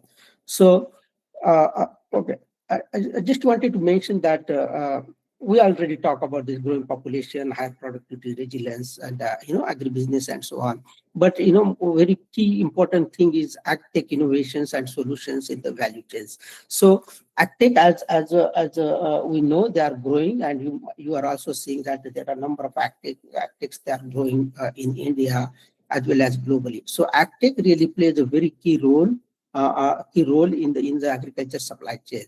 So and agtech solutions have the potential to deliver the really significant benefit within the whole agriculture value chain. So we know the agriculture value chain starts with supplier, from input suppliers and from institutions and so on, with farmers, processors, distributors, retailer, and consumers.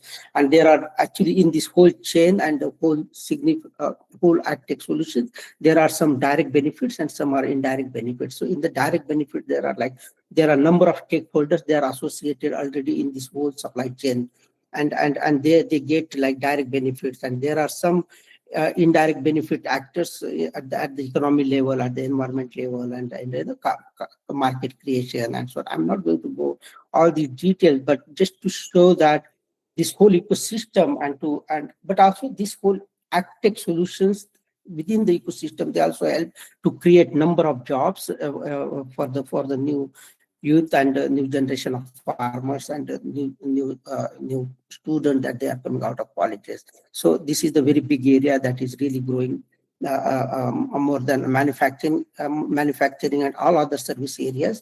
The agriculture and agtech area is coming up because everyone needs food. No matter in this AI age, we still need to eat something, and that is food. And this is going to grow further more and more. So when we talk about agtech, actually, we should not avoid how is our digital foundations, So, and that you might have heard this lot of in the newspaper, UPI has grown in number of transactions. I think this is the very, very recent data, around 20.47 billion transactions happen just through the UPI. All this app, generally we pay everywhere, now they just scan the code and pay, even the vegetables. Anywhere we go, we pay very simply through the UPI. But how does that UPI mechanism works at the back end? So it is all that the digital platform working in the back end. It's called a DPI, Digital Public Infrastructure, plus the connectivity, all the mobile network infrastructure, cable, and all the internet and everything. So whole digital ecosystem is the key foundational blocks that based on that whole foundational block ecosystem, actually we are able to make these digital services happening in today's life. Also, as you see that rural digitization is really the adoption of digitization is happening at much more space in the rural areas. I still remember that when I was in college, and that time I took my first time internet on my farm, actually. Back then, like in 1997, when I just completed my BSc, at that time I took the internet from the telephone line. That time we were having the landline telephone at home, and it was that time in the farm we took the telephone, and through the telephone line we will just I used to get the internet connection just 240 KB per minute, something that through the phone. So very slow, even if you have to send one email that time, it takes like some 5 to 10 minutes. So it was very slow. But nowadays in the rural areas, internet is really super good. I would say, at least in my part, in Marathwada region, I'm from Jalna district, so I know at least it is much better there. We can make WhatsApp call, we can do who can watch the videos and everything. So internet, the infrastructure has really grown up recently. So the digital foundation, developing the digital foundation is really the key to have the data and digital agriculture, all the solution, all the whatever we talk, and without the foundational building blocks, that is not possible. So you might have heard this, one of the key program from government called AgriStack. It is a DPI, digital public infrastructure for the farmer. This AgriStack program is the government of India's initiative, and it is developing an ecosystem to really facilitate the delivery of the digital services to the farmers. It is by government, for the agtech companies, FPOs, and other. Everyone is actually can be a part of the AgriStack. And what the AgriStack really does, it has a key 6 pillars that really are focusing on database and registry. So what is registry here? Registries of the farmer, and you might, if you are from rural area, definitely there is a program going on, farmer registration. Take your farmer ID, and in Maharashtra at least, and many other states actually in India. So developing a whole database of the farmer, digital farmer registry, and registry in terms of, I'm not talking just the farmer registry here as a name or mobile number or email ID, but it is the farmer registry of your land, farmer registry of how much land you are holding, how much land, where that land is, what that the land record number and everything. So everything is being digitized really to get the more details. And then the AgriStack is also working on data standards and bringing many different services through the API, and they are develop policies for data sharing, guideline, consent. If the farmer data is coming in the database, whether the farmer is really accepting the consent, whether he is ready to share that data, whether the data is really not being shared with other third parties, and all those that Badrij also talk about data sharing regulations and so on. And so there are regulations, there is IT system, and see, this AgriStack is bringing everything, all the pieces and components together and focusing farmer as a centerpiece.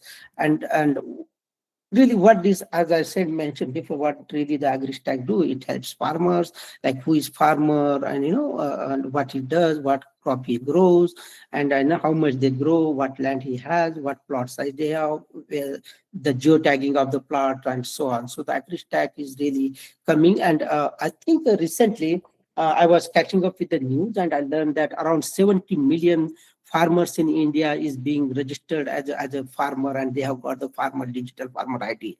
And government of India is really support, really hoping that they will reach by end of December 2026. Their aim is to reach 100 million farmers having digitized, having their name, all the database, their name, their crop, what farms they have, what crops they grow, and how much they grow. And really, basically, the government wanted to know all about your income source and how much you income. And actually, that is also one way it is good.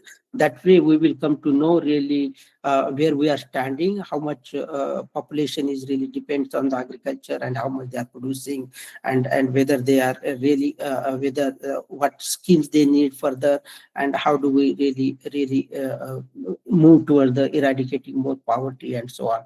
So AgriStack also, like as I said, mentioned, it is helping farmer registry, geo-reference, digital maps, crop registry, crop zone, and there are a number of other objectives and benefit. They are for the farmers. And AgriStack, that program is really helping across all the villages, mostly in many states and all other states even in Northeast area. So they are the part of the AgriStack recently. Rajiv Chawla, the AgriStack earlier Chief Secretary with the Government of India, actually came to our platform and presented a lot of what's happening in the AgriStack, and he presented really a very good presentation and gave overall the overview of what is happening in the AgriStack. So it is really going to help a lot. So as I spoke with the digital public infrastructure, and what are the agriculture applications, so as I spoke, we need there are different building blocks of the DPI, and then there are the use cases, and there are number of sector-specific building blocks, and there is technology infrastructure. There are some already established DPI, and there is emerging DPI. This is all like number of things. The agriculture applications are are based on this digital public infrastructure in the back end. So at the bottom, then there is a technology infrastructure, as I said, like internet, and data centers where all the data is coming, and they are analyzing the data with all the latest technology like AI, ML, and with the skills and all the analytics and so on. So the technology infrastructure is the very basic and foundations, and then there are a number of things like identification, digital payment, and frameworks and data exchanges, fulfillment, foundational data services, languages, localization, all these building blocks, actually they call it the foundational building blocks, and they are taking all the key informations from different sources, and they are keeping in their backend. And when we go to the sector specific building blocks, that's where the farmer, prod, crop, and producer registries, all these building blocks are coming. And in terms of agriculture, actually, this is just for the agriculture. And similarly, there could be another DPI for health sector, DPI for the SME sector, and DPI for the agribusiness sector. So there are a number of different sector-wise applications that DPI can be built, and then those DPI can enable the applications and services, for the end users, like digital agri-finance. Like if you go to the bank and then the bank manager asks you like what is your credit score and all, this is all based on this your credit score, how much credit history you have built, and really then you are eligible for the loan and so on. Farmers profile. Now the banks and many other, if we give our thumb now through the UPI, through the Aadhaar and all, we really just with the thumb impression, we get the payment up to 10,000 rupees in any of the banks, at least in our areas, it is there in Marathwada. So that is like based on your profile, and it's very easy. So those are the use cases, different use cases. Then the market discovery, linkages, and traceability, as Patricia is also mentioning, like taking traceability, understanding where the produce come from, where the produce is going, who are the whole actors in the supply chain, and they can see like what is happening. And farmer also can see like at the end, if he has that platform and he has that access, like where his mangoes are going, who is going to eat. If the consumer is also really feeding that data and giving that information, he can also see who is really eating his mango. So those systems are coming slowly, and it will be very specialized, like with the AI and AML, all these new technology here. And of course there are advisory services, and we know that agriculture extension is a big part of our agriculture ecosystem, but there are no many agriculture extension specialists from the government. There are a number of agriculture specialists from the private sector, and they are the one really, they're playing the key role. There are people from all big companies like Syngenta, Bayer, and many seed companies, they are really playing the key role of advisory and agriculture extension. So we need to bring agriculture extension services, on the digital platform, and what are those agriculture extension services we will see in subsequent slide. But that is actually key in the digital agriculture services that we need to discuss a little bit more. So I spoke before. Here are some of the key use cases like farmer profile, digital agriculture finance, traceability, discovery, AI-enabled advisory services. If we have this AI-enabled digital advisory services, really we will come to know in my area, like what is the weather, how is the weather, when I'm going to have the rain, how much rain I'm going to have, whether how much temperature I will be having in the next. Now those things are there on our mobile, but they are not like location specific. At some point they are location specific, but still they are not, because if you take for example, if you take your own district, sometime rain is coming in one part of the rain, and sometimes it's not. So we need a location specific weather advisory services. We need a location specific soil advisory specific. We need location specific water advisory services. We need crop management services at the very location specific, and at different location there is a very much variabilities there. Different one solution will not applicable for the one farmer or just one village. So we need very personal location specific services, advisory services, in order to really help agriculture and agribusinesses to flourish in the future. Here are some examples, just I thought to put it here on the like how public service platform Government of India is really putting their efforts in data and digital agriculture. There are a number of umbrella DPI, they call it Digital Agriculture Mission. Under that mission, they are really trying to put all these scale digital IT initiatives and within the state and so on. There is a core DPI that I spoke about, AgriStack, and it's a foundational registries and at farm and village level. And there are a number of other, for example, for soil profiling, there is a soil profile map going on, high resolution soil profile maps for fertility decision. So this soil profiling really help with for not only for farmers but also for the government to run their government schemes, like fertilizer, and farmers, it will be more used for the fertilizer application, like my farm, if they don't need a lot of urea if I have the soil profiling or the soil analytics on my mobile phone of my own farm, it will be very easy for me which fertilizer really to apply for the soil and so on. And same for horticulture and market intelligence, warehousing, big area of the warehousing, logistic, and there are a number of farmer app actually being developed by different private companies and NGOs and some of the international players also, and all the private companies and government of India also. And recently, some of you might have heard that the government of Maharashtra also developed the AI policy, and they are really going to do a big program on AI throughout the Maharashtra, and they have AI policy. They have whole department. They have recently recruited like CEO and Chief Technology CTO for the government of Maharashtra to really take this idea forward and use AI, ML, all these technologies in agriculture and really help boost the production in the scarce resource with the scarce resources. So as we talk about the DPI, then we need really, as I spoke about data centers, just quickly, India is actually still like, I would say, in the top 10 list, India, I would say, I think that 8th or 9th position in the data center across globally.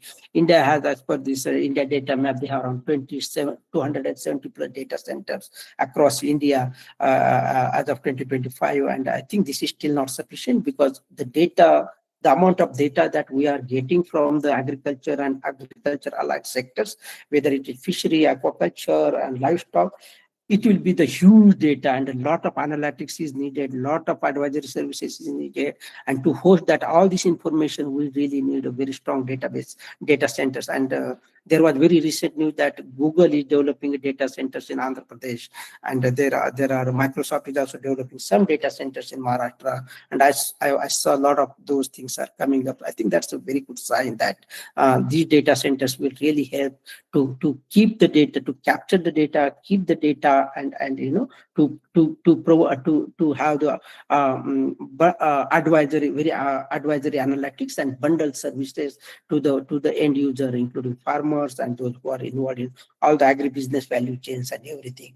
And as you see there, the number of reports in something, but here is one report says that the data center market is really growing very fast, and there is in 2023 it was around $5.4 billion, and by 2029 it will go up to $7.2 billion. It is increasing because the amount of data is coming from many different fields and places.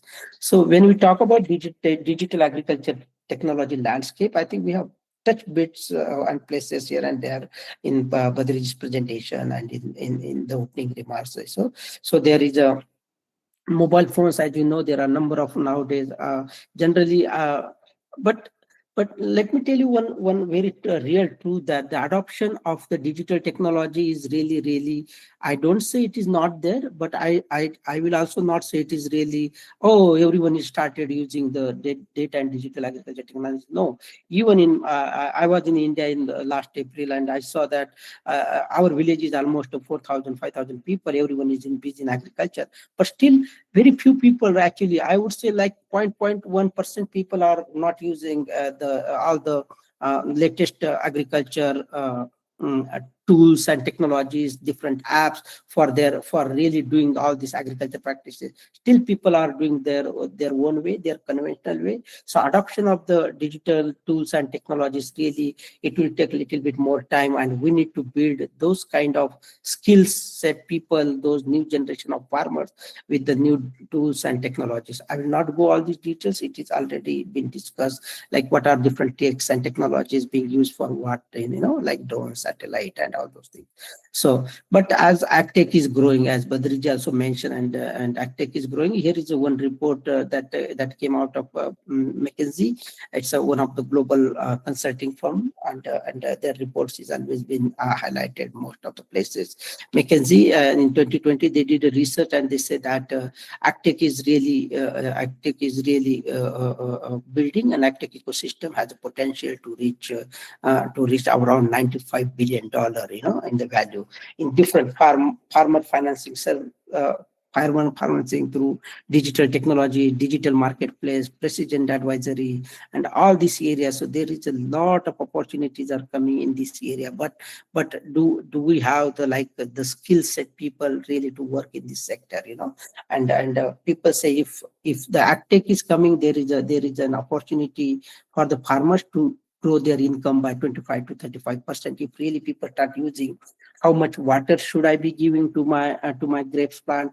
How much fertilizer should I be giving to my cotton crop or all other, So if I know many things in advance, I'm better off, So my input cost will be really, really low as compared to the without knowing that I just put that. I don't know my soil profile. I don't know what pesticide is there. I don't know, and then I'm just using as per the other people's guidance, like those input suppliers and all, and they just try to sometimes do their business and keep you selling the things that is not needed sometimes, really to do the farming.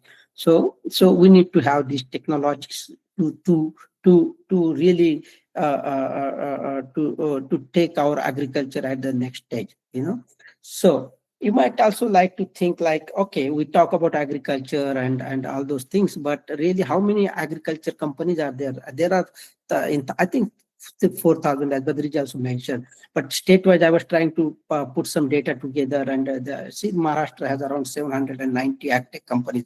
Here, I mean, AgTech companies means I'm also considering here some of the those companies working in agriculture, food, and even retailer like Reliance, and those are the big names. But there are also very small AgTech companies are there, and they are really doing their work and giving the services to the small order. So different state has our ecosystem is growing. Different state, at least in the across India, Maharashtra is at least number one, and around 800 AgTech companies are there. But as compared to the population, if you see the right hand side, the Excel sheet there, our population is approximately 132 million, and only 790 AgTech companies.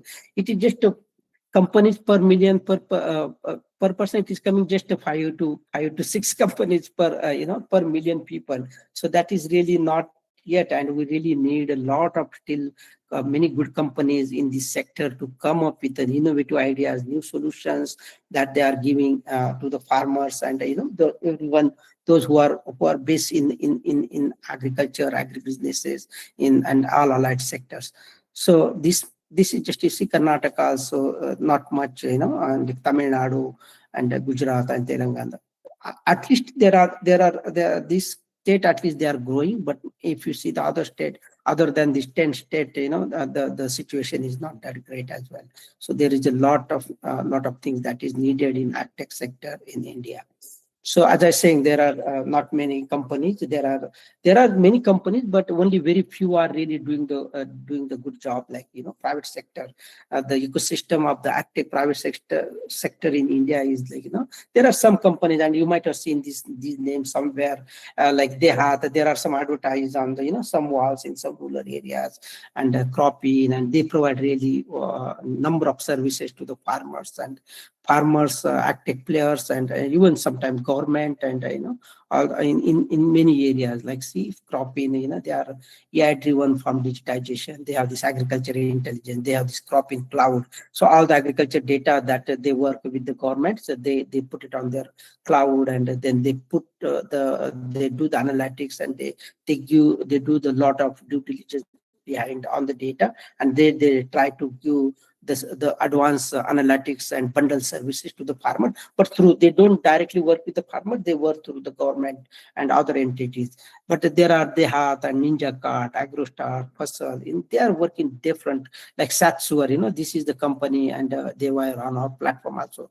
They do the satellite and analytics for agriculture decision intelligence. They monitor your crop, and really they can monitor your soil, and they advise you what you need to spray, what is your soil type, how the fertilizer need to give on, and so on. So they are not only in agriculture, but this company called Stay Labs, actually they have very good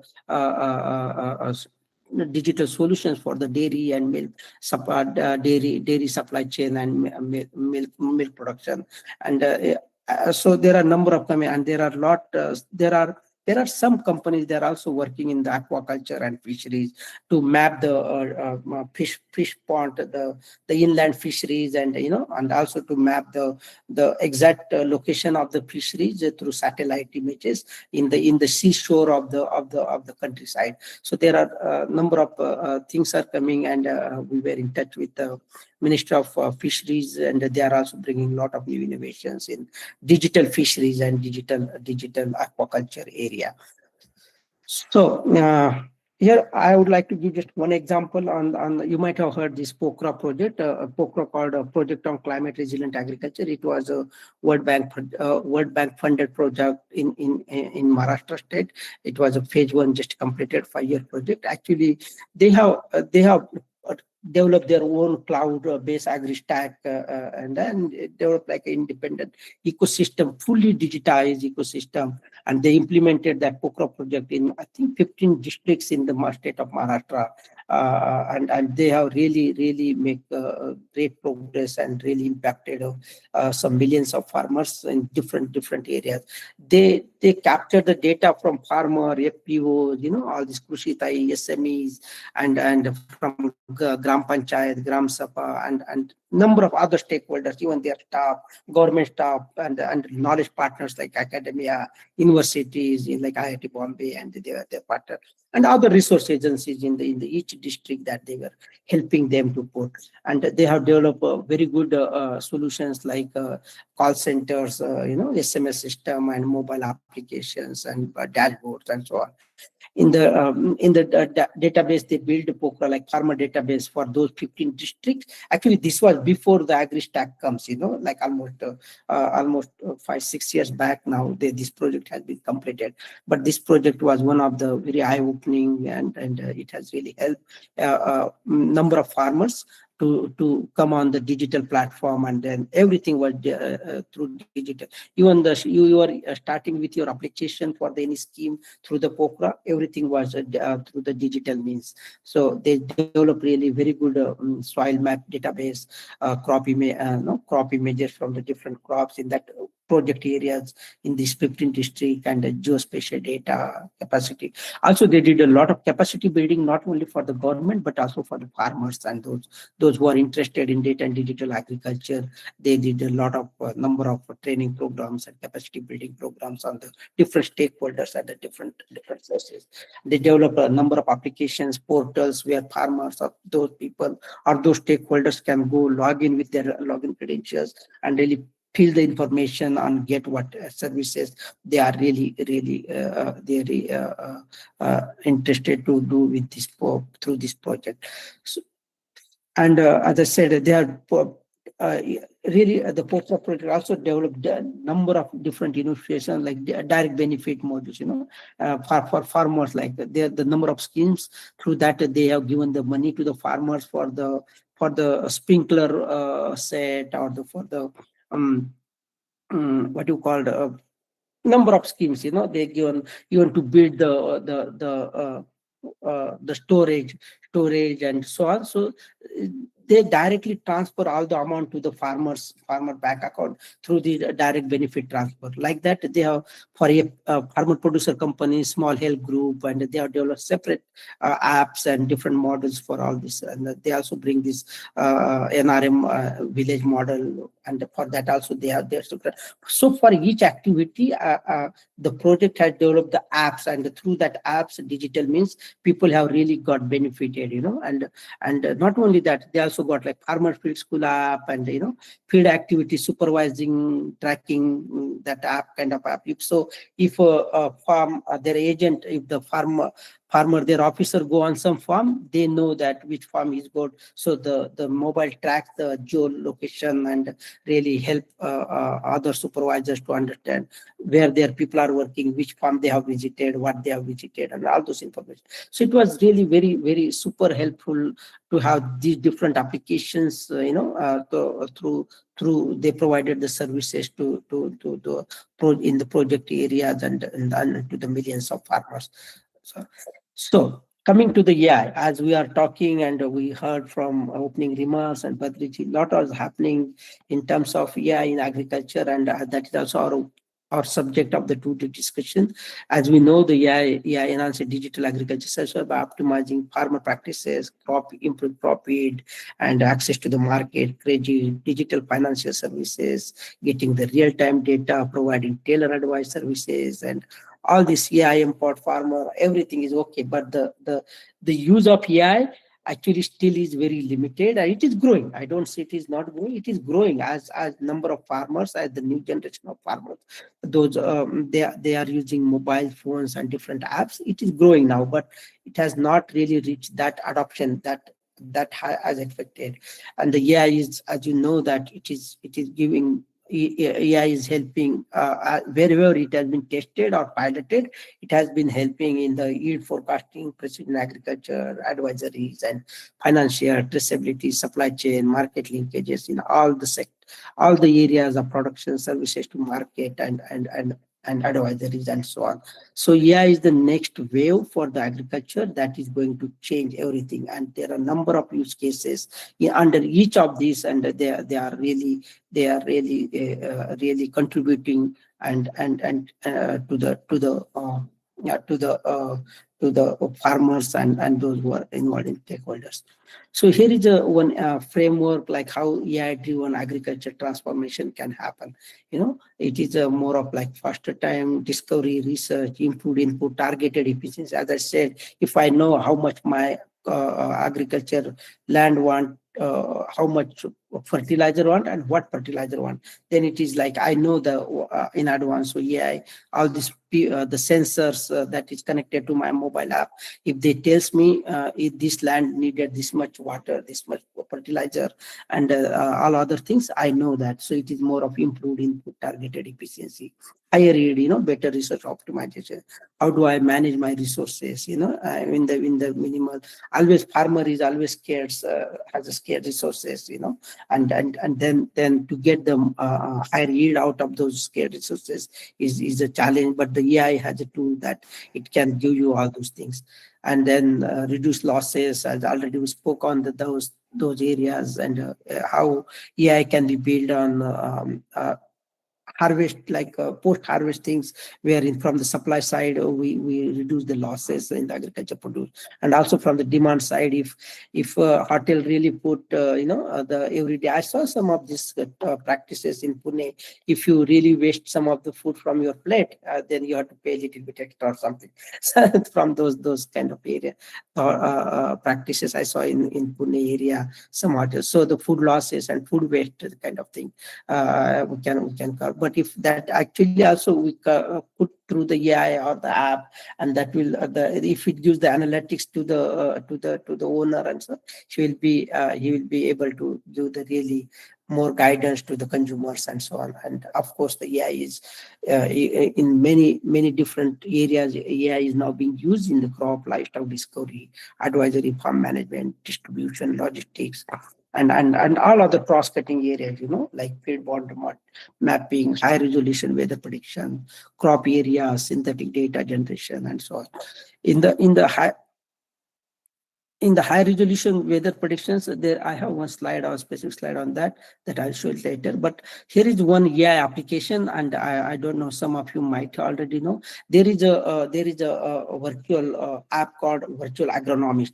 Many times there are bidders in the agriculture companies, and there are extension agent, but we don't know really what the crops are needed sometimes, and the farmer don't have time to really call the extension agent and really take these questions. So this virtual agronomist, this AI app, actually is being developed by one of the international organizations, and it is now serving more than 200 plots in 7 African countries and so on. And India also, people now started using it.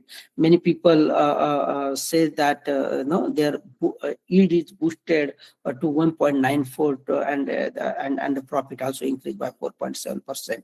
And everything is the data driven, everything is AI driven. All these agronomic advices, if you are registered with this platform, then you can even get on your WhatsApp the message. Okay, if you have to mention, but you have to give all your input, what crops you have, what soil type you have, what crop you are growing, and then based on your profile, it will give you specific advisories and for that particular crop, pesticide and all.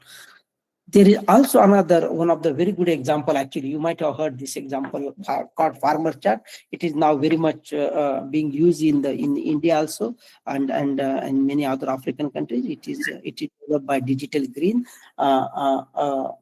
A very good innovator, Rikin Gandhi. He developed this app, and his company called Digital Green. This is a non-profit organization, and they really help farmers through the different chat. So, and in India now it is being actually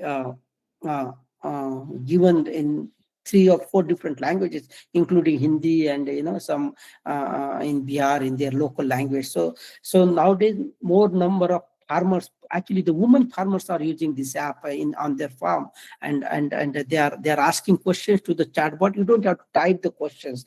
You just ask questions like the way you are talking. Okay, I have this problem, and can you please give me the solution? Or if there is a disease on your, let's say, chili plant, you just take a picture of the leaf or the pole plant and feed into the system, and it will automatically detect what is the disease on the crop, and it will give you output. So this farmer chat, this Digital Green Farmer Chat, is really supporting a lot, and it is one of the best AI-based application that is being implemented in India, Ethiopia, Kenya, and in their local languages.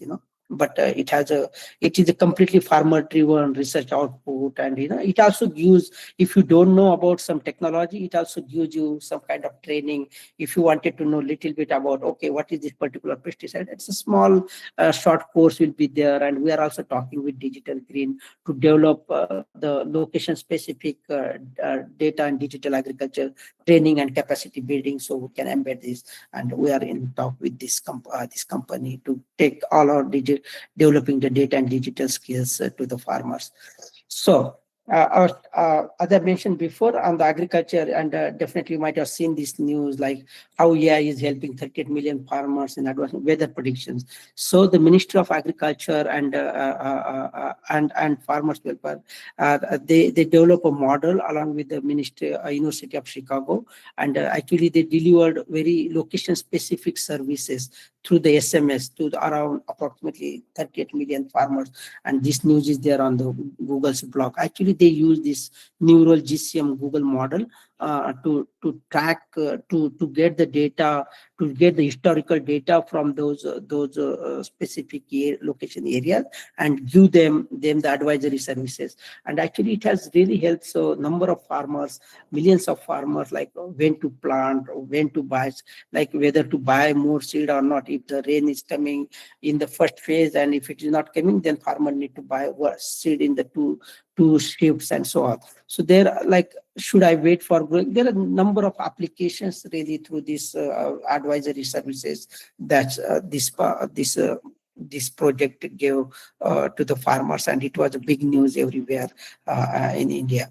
And related to that, actually, me and Badriji also wrote one news article in DT, one of the South Indian newspaper, and that has been published. And so this was a very good improvement, and now they are taking this experience to across the India, and they wanted to serve to the more number of peoples, not only in India but also in other countries in Africa. So we know that there are data, digital, there is data, there is digital skills, there is DPI, there is foundation, everything. But all these actually need a very good skill labor force. We need a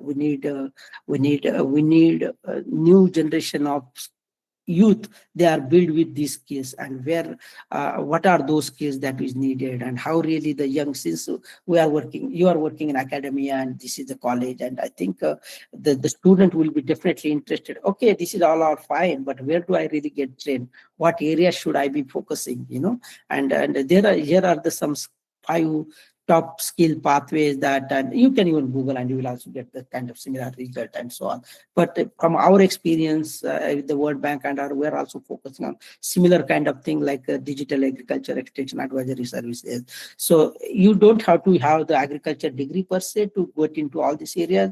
There are a number of short courses and vocational courses that one can learn through or directly, and what government or academia or private sector should do. I have some slides on that later on.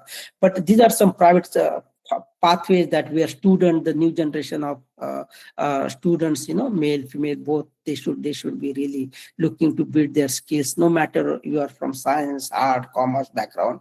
There are many different ways. Those who are in commerce, they can go to like finance, digital finance areas. Those who are from art side, still they can go to the advisory and consulting role and so on, but they need to have some background knowledge on that. So digital agriculture extension, advisory services, DPI, field associate, like how to do registry, how to do the crop survey. And for doing the crop survey and all that, you might have heard this Drone Didi program by the NAMO. It's called NAMO Drone Didi program by the government of India that has been launched. And under that program, now government of India is really giving good subsidies to buy the drones for the women and girls really, and get trained so they can start their own business. Actually, just to give an example, on our own farm, my brother spray through drone in our village, and it was how much? Just for 1 hour, it was 600 rupees.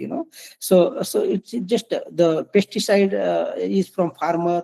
And just the drone person came, he was basically from the Bear. So you see the big companies also really started investing in these big these opportunities, and there is always a skilled people needed. He just carrying the drone on his motorbike, and he just for 1 hour 600 rupees, and so, and he just if he's spraying for almost 7-8 hours just using the drone in one village, how much money he's earning. And there are a number of schemes that is coming from government to purchase the drone and in the subsidy, through the subsidy. And also, so the new generation of student actually should look into all those areas, drone services, entrepreneurs, spraying, mapping, scouting, and remote sensing, and also the risk, district, state levels, agri-value chain, another big area. Like there are a number of value chains from production to consumer, and there is this traceability, and you can get some of the little bit skills, and you can really jump into this. So this pathway, and there are many number of other actually areas that one can really look for.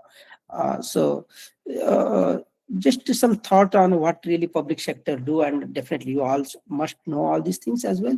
So create a digital agriculture youth skill blueprint, national, already government is already forefront on this, but still just to put it on here, at district level or taluka level or village level, actually there should be a digital ag skill building program through the existing agriculture extension programs. It should be built there, bring this agri-stack rollout into the paid and apprenticeship. If there is a paid apprenticeship and some little bit stipend to the student, definitely more students will come into this area. So government should think of really developing this district agriculture, digital agriculture labs and so on, and bring some students or the rural areas or those people from those villages, they are going college and they can build those skills into those youth, drone skills and like different areas that the training can be given. So government of India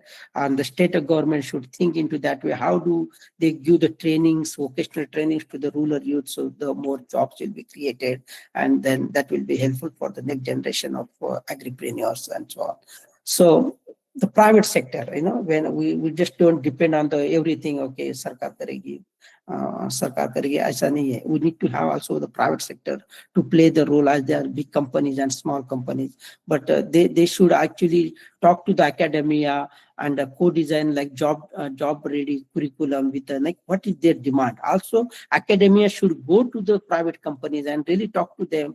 Hey, what you need, what is your demand? What type of skills you are looking for? What type of hard skills, soft skills you are looking for in the student when you wanted to recruit them, So these tripartite partnership collaborations between government, academia, and private sector will really help all the new generation of students and the professors and everyone in the ecosystem to build a very strong curricula, very strong training program, and then automatically there will be a lot of job market will happen, and the skill building will happen, and those and a lot of job creation will happen. So like train to hire cohort and different programs, center of excellence, and in the local languages, we have many different languages, and at least in Maharashtra, again, Marathwada has a different way of speaking Marathi. Vidarbha is a little bit different. So if the local dialects and so on. So how do we even train our AI models in the local dialect? That is also one of the way to get the local rural economy bring up. And as you know, there are different sectors, not only agriculture, it's livestock, is there, poultry, another big sector, poultry, because chicken consumption, as you know, every dhaba, hotels, everyone is very much fond of chicken. So poultry is a big business. There are also a lot of digitization happening in poultry feed, and chicken and different breeds and so on. SME is another big sector actually. We have always really missed this small and medium enterprise. How to digitize this small, like you see the local bazaars, and they are not on digital platform. They are still like very working in very unorganized sectors. So there is a big opportunity to bring all the small SMEs and aquaculture and the people in the livestock into the data and digital agriculture platform. But the important thing is the government, academia, private sector should work in hand to really to make this happen. Without that, at least someone has to take the lead and start it and thinking strategically and moving forward. And the role of academia, as I was talking, like, what is the role of academia for data and digital agriculture? Actually, to have the digital development and digital skill building, as per my view, and I have seen that we should start giving the digital education from 8th grade onwards. We should not wait only I will go to the bachelor program or then master and PhD, then I will learn some digital development. We know how to work on the WhatsApp or Facebook, Instagram and all those. But we need to really, we need to give a bit concrete, like where the digital development can happen if those who wanted to work in agriculture area or allied or sector area. So new generation of students should be taught like what they need to know other than all this this social media app, and how do we use them. So we need those digital skills from the early age. I know even 8th grade students also know how to use everything, but they don't know how do we really get the interest in other areas, So we need to have like this strong industry architectural curriculum, develop, of course, diploma, bachelor, master, all these programs are there, but then we need to have that focus on the agri-technology, computer science, and all those things are already there, but they are only with the very limited.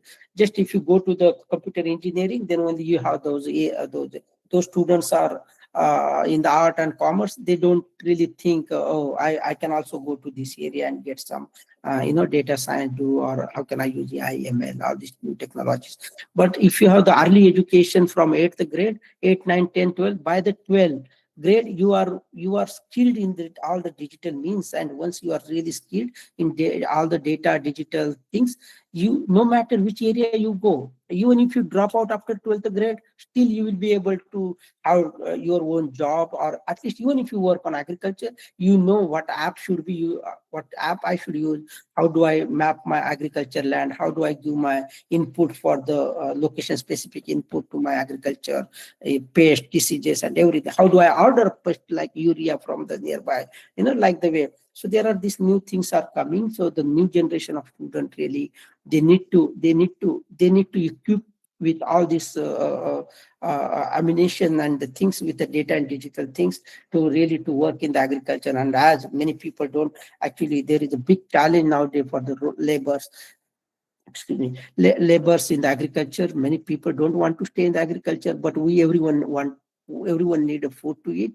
So what happen if everyone, the smallholders start coming out of agriculture? Only the big companies will be there, and they will do the big uh, uh, agriculture at the very large side, and they will have their own monopoly, and food will be such a basic need of human being. It will be very costly at some point of time, and without one has to buy it. Even in this AIML era, we need a food to eat that. And not, if that should not happen, we need digital skills along with the like soil science skill and all those skills that can be built. But the basic digital skills nowadays is mandatory, and I feel that to develop the robust agribusiness, agripreneurship ecosystem, we need to have those things. Also, academia should also think what other, all other international, national institutions are doing, what other universities are doing, bring that solution through learning, knowledge, and we are really at the World Bank, we really focus very hard on learning and knowledge, because that is our core foundational strength, and we really focus on that. Without learning and knowledge, actually, it is very difficult to bring whole ecosystem at one place. So and I think at least at academia, job should not be just take the courses and complete for the grades, and that is not sufficient nowadays. And if we really wanted to contribute very effectively for the next generation of youth and empower them in the job market, and really build a strong economy, and as a nation, we need all these basic foundations to move forward. So for just this is my last slide, and for the digital transformation, we need, as I said, we need like a very good innovation ecosystem where the new where people will have an opportunity to do the innovations, to do the research, and these are some of the building blocks. And institutional innovation also we need in government, like public-private, but Rija also mentioned PPPs and supporting innovations, developing data ecosystem for government and innovators. And there are different lot of like this agri-food data AI lab is coming, and earth observation through satellite. You can really find out, nowadays we use this Google map everywhere, but the same satellite and same map can be used if it is live for the crop monitoring and harvesting, mapping your agriculture land, and so on. So learning and knowledge is very important, and that's what I wanted to conclude my slide. At World Bank, we have very good series called What's Cooking Data Digital Agriculture Learning Series, and through that, actually, we bring all our international peoples always to come talk to us and really share what technologies they have, and so on. So I will stop here, and really thank you very much. Let me stop sharing the slide. Thank you, sir. The presentation was really wonderful with very beautiful pictures. It was so informative and interactive. How do I stop sharing? Yeah. Thank you so much. Really appreciate it. Madam, Yes, sir. any questions? Yes, sir. We have a question from Captain Jamnuke, sir. Yes, please. Yeah, happy to.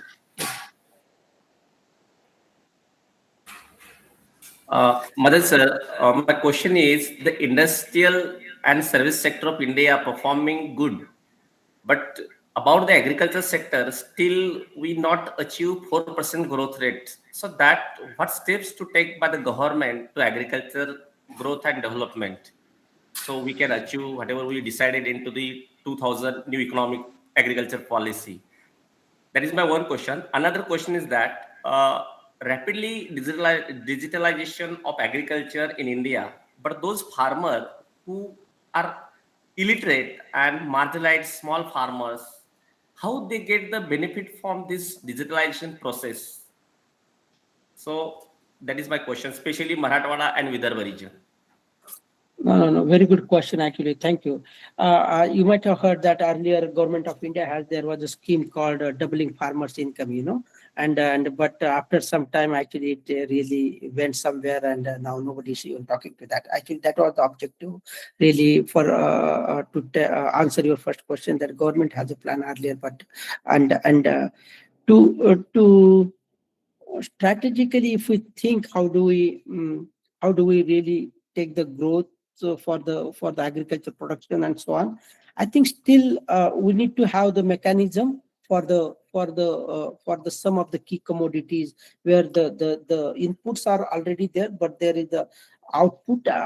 The price fluctuation is a big gap. So because of the price fluctuation, people are really not uh, are not able to get. For example, in my own area, actually, we have pomegranate and all these grapes and all things. So farmer really doesn't know really how much prices he's going to get for his produce. So that is the big challenge. And production is there. You see, the production nowadays, there is no problem of the agriculture production, and you might have seen that India is really in some of the top list for the agriculture production in some of the key commodities. But just production is not sufficient. We need also to help everyone to uplift the economy. We need the very, very strong, very robust price mechanism to give back to the farmers, because input cost is very high nowadays in agriculture area. To answer your second question on the scale, on how the illiterate farmer should really digitize, that's what actually. Even a illiterate farmer can speak, right? So there is no challenge of speech. He can think, he can speak. And actually, I will tell you one very good example. For one of our UP project, one of the very age-old farmer, actually, he was asking questions to this chatbot, on the chatbot. And one point of time, chatbot don't have answer for his question. And then the farmer was very happy that, oh, I beat the chatbot now. Chatbot don't have answer, no matter the farmer was illiterate or something. So the new AI models that they are coming, they should be able to answer to the even illiterate farmer. That's what we need, the backend data in such a robust way that should be able to answer everyone's question. That's how we need a lot of data actually. What is AI ML model? It's not rocket science. They need all the input data to run behind all their intellectual things and then give you some output. So that's what, and to get that data, to get the quality data, to get the authentic data, we need skilled people on ground to get that data, to capture that data from the farm level, from the weather side, from the market, from the supply chain and everything. Then only the module will give you the right data. And to have the location specific data, district specific data, village specific data, each Gram Panchayat specific data, actually it is a big challenge still. And many companies are working towards it. Governments are working with this new AI revolution. Now data capturing also, there are a number of tools are coming into the market. We don't have to sometimes go onto the farm and really capture data. So data capture, data storage, data validity, data consent, data regulations, and data analytics. These are all some of the building blocks. They are really very important. And end of the day, the services, the farmer services for the farmers and the end users. And even if you charge, you say we are now can you think before, like almost 4 or 5 years back, we were able to pay like 300, 400 rupees per month for the internet? No, only very few people were paying for that. But now everyone, even in one family, if I have a family of 4 members, for 4 people, I'm paying like 300 rupees. I'm just telling my example back home. So my brother pays like 400 rupees per month for each family member for the data, So every common person in India is in the position to pay the subscription kind of fees. So if you do the right services to the farmers, they will able to also pay for the agriculture services, for the agriculture extension services, advisory services. But then he need to have that the concrete data, the concrete output. Okay, what is happening in this Monday? I need to know what is happening in the pomegranate and so on. What is the rate for in Mumbai Monday or Thane or this area. So we need to have all this should be backed by data and data ecosystem with the business analytics and the services to the farmers, not only market, but input suppliers, and everyone. So that's how the illiterate farmer also can actually be a part of the digital journey, and still he can by voice also itself he can control EIML app and order his things and so on. He don't have to be even like type something or need to know the local language or anything. That's what I think. Thank you, sir. Any questions? So can I ask some question? Yes, sir, please. Okay, sir. Good afternoon. This is Dr. Rohit Jadhav from Maharashtra National Law Institute, Mumbai. First of all, thanks you both of them, Sunil Madan sir and Badri Narayan sir. Very great presentation over the particular topics. I don't have actually questions. This is my concern, and I would like to know something about that, the status of organic farming in India, because I just gone through your presentation, but there would be no such data. I just found that the organic farming in India. I just would like to know that what is the actual status of organic farming in India, and if there would be not possible to cover the most of the part of the India, what are the prospective constraints to implement this particular organic farming in India? Hope you understood my question, sir. You should give answer, otherwise Badrinath sir would give answer. Thank you, Rohit. Thank you so much for the question. Let me come on organic farming. Actually, very interestingly, today only in the office we were discussing on organic farming because we have one project in Bhutan, and Bhutan is such a beautiful country, and there are also a lot of natural things, and there and this organic farming is growing. And so, as you might have learned before, India, the Sikkim state, it was called as the organic state in India. Okay, and that whole state actually they put on their all the agriculture practices, all the agriculture produce just organically, everything organic, and we call it the organic state. So but country like India, growing population, we cannot go fully organic. It is not really possible.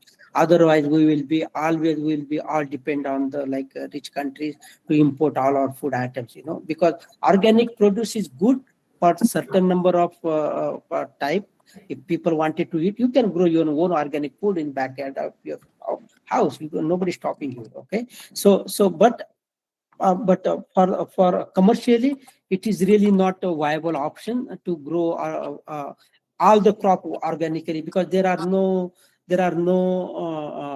such kind of like if you wanted to really control the pesticide on the brinjal, even if you spray Nemark or any kind of pesticide, it is not going to control, in reality. So farmer have to spray this the other chemicals that is really controlling the worms on the brinjal or something. Or we need a technology like GM technology, genetically modified technology, where you don't need to spray. But in India, it is already banned, as all of us know. Except cotton, there is no GM technology. I have worked with IQAC for 12 years in GM technology before, so I know the reality of that. So, but that is another option. But organic farming, it's good. Some people really they wanted to go. They are ready to go natural farming, organic farming, and there are some state they are doing that. But also, I would like to give you another example.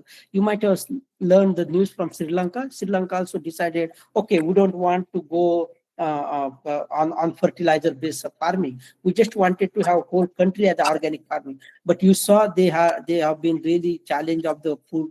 They were not able to produce a lot of food and without the fertilizer, because it will directly impact on your production, your wheat production, rice, sorghum, and all the key staple food production. Organic farming is good if really someone wanted to have for their own thing, but as a big country like India, I don't think that is the case. And everyone should think okay, let's go for the organic farming 100%. I think that may not be a viable solution. Oh, thank you, sir, for your opinion. I also again thanks to all of the organizers, especially Dr. Ganesh Thakur, sir, Dr. and Captain Ram Januke, sir, and other organizer member who gave me a such particular wonderful chance to ask a question. And again, thanks Dr. Sunil, sir, and Dr. Badrinarayan, sir, for a wonderful session. Thank you again. Thank you, sir. Thank you, sir. Thank you so much for your highly informative and insightful address. Your discussion on data-driven approaches, digital agriculture, and innovation-led development has provided us with valuable perspective on how technology and artificial intelligence can strengthen agricultural system and support sustainable economic growth. We sincerely thank you for sharing your expertise and for enriching today's academic deliberation. As we come to the conclusion of session 1, it is time to formally acknowledge all those who contributed to the success of this international e-conference. I invite Mr. Sopan Gove, sir, IQAC coordinator and head of Department of English, to propose vote of thanks. Thank you, madam. Good morning, one and all, respected dignitaries, research scholars, and participants present here online for International Conference on Transforming Indian Agriculture Towards Atmanirbhar Bharat through Technology, Innovation, and Artificial Intelligence, jointly organized by Department of Economics and Internal Quality Assurance Cell of Mahatma Phule Arts, Science and Commerce College, Panvel, District, Raigad, Maharashtra. Indeed, I feel privileged to propose vote of thanks and acknowledge our deep sense of gratitude towards all who have contributed for the successful organization of this international conference. Thankfulness is the beginning of gratitude, and the gratitude is the completion of thankfulness. Words are not enough to express our sincere thanks for the knowledge shared and the inspiration given. At the outset, I express my deep sense of gratitude towards the esteemed keynote speaker, Honorable Dr. Badri Narayanan Gopal Krishnan, economist and strategy leader, Oregon State University and Boston College, faculty member at University of Washington, USA, for his kind acceptance of our invitation as the keynote speaker and blessing the occasion with his expertise in the field of economics. Thank you, sir, for your valuable guidance and the wonderful talk on in enabling technological innovation for agricultural sustainability and the insights shared in the purview of the central theme of this e-conference.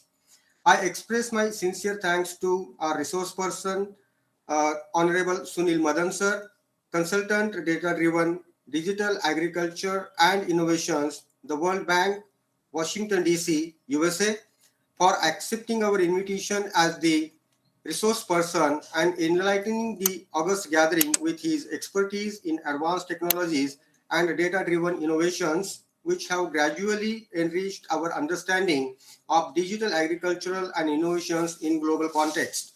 Thank you, sir, thank you so much for your valuable time and scholarly talk on harnessing data and digital technologies for agriculture and agribusiness in India.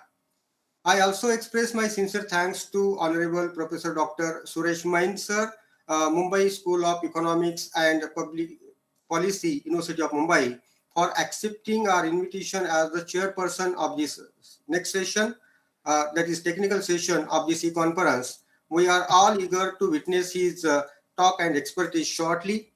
John Maxwell asserts, leader is the one who knows the way, goes the way, and shows the way.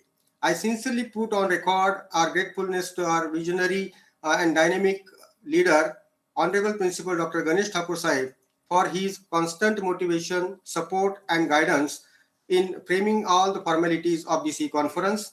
Thank you, Sahib. It is your support and faith in our abilities that encourage us to conduct such academic activities.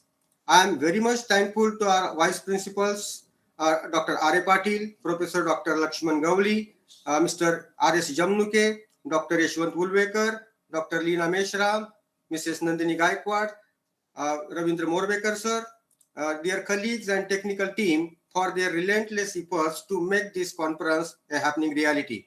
Finally, I must appreciate and mention the involvement of the participants for their overwhelming responses for this international conference. We have received more than 3,000 registrations and around 40 research papers from different states of India and abroad.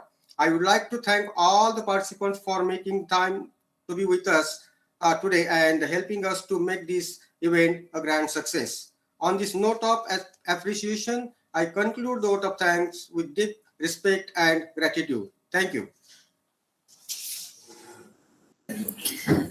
Thank you, sir. Thank you for your kind words. With this, we conclude with session 1. And we immediately begin with session 2, that is a research paper presentation.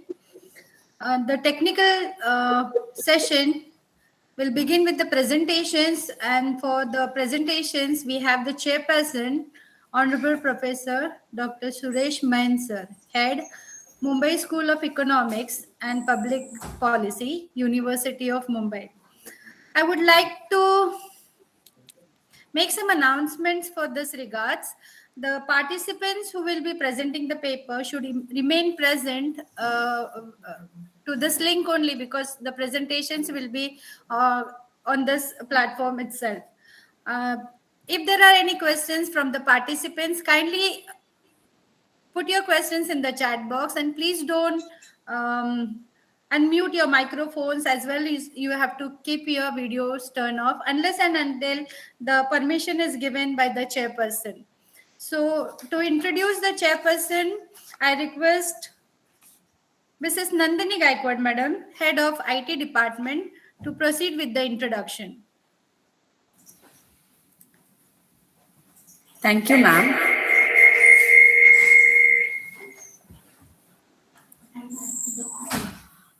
Respected dignitaries, honorable guests, esteemed researchers, faculty members, and dear participants, it is my privilege to introduce the technical chairperson for the session, Professor Dr. Suresh Main, a distinguished academician and policy expert from the University of Mumbai, India.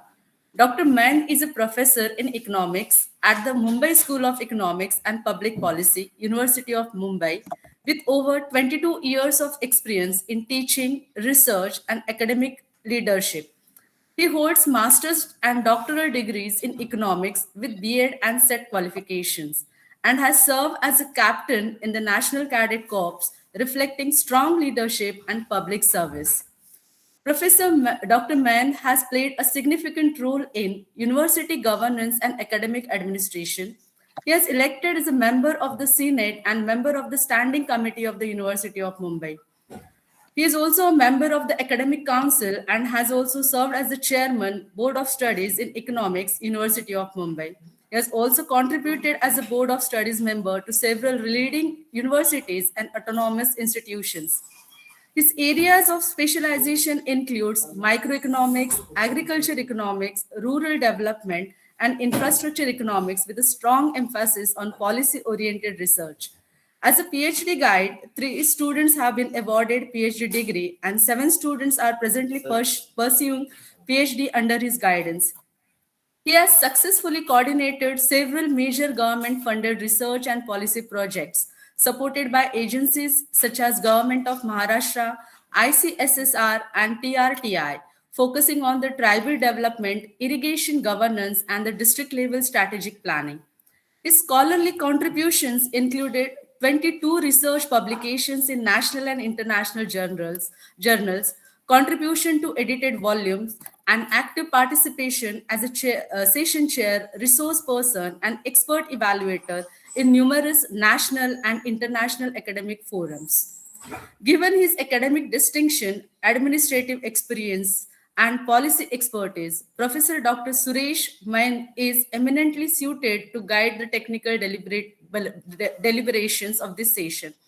I respectfully invite Professor Dr. Suresh Main as our technical chairperson to take a charge of the session. Thank you, sir. Thank you, Madam. Nandini, Madam, thank you. And thank you, Principal Ganesh Thakur, sir, for this invitation. I also thank you to the organizing committee of this international seminar. I also would like to thanks to my friend Captain Ramdas Jamunke sir and all the dignitaries who joined from the different countries. A wonderful session. I think we just listen from the very renowned experts from the outside. uh, Various faculties, researcher, and their students. This is the, I hope, a wonderful conversation which happened in the earlier sessions. I would like to express my gratitude for the opportunity to interact with you all. And right now, we are, as the assigned, I think we are going to ahead with the assignment of the presentation schedule. So as I received, I think the list of the presenters which are given me by the Captain Jamunke sir, which is around the 16 presenters. And I hope this is the really challenging task to wind up with the time schedule. And I don't know exactly how many are present and they are just presenting here their research paper. I think that number I will receive later on by WhatsApp from the Jamunke sir. But let us, we are going to start because we don't have much time and the presenters are so many. So without taking time, few instructions just I would like to convey them. This is the wonderful topic we choose for these presentations, and my request as an chairperson of this session, you try to justify your presentations with the selected objective and hypothesis, how you justified with the selected proper your that the tools and methodologies, and try to just point out your own suggestions. If that kind of the practice you will follow, will be, I think, successful outcome with the your objectives and presentation will be more effectively. So this is the instructions, means that the time schedule must be followed. Content has to justify and try to justify your role with your that the research whatever you are coming with the presentations. So I think once again, thank you to all the organizer team, experts, and I'm now inviting to the experts or somebody will be invited. I don't know what the arrangement. So somebody will just tell me that the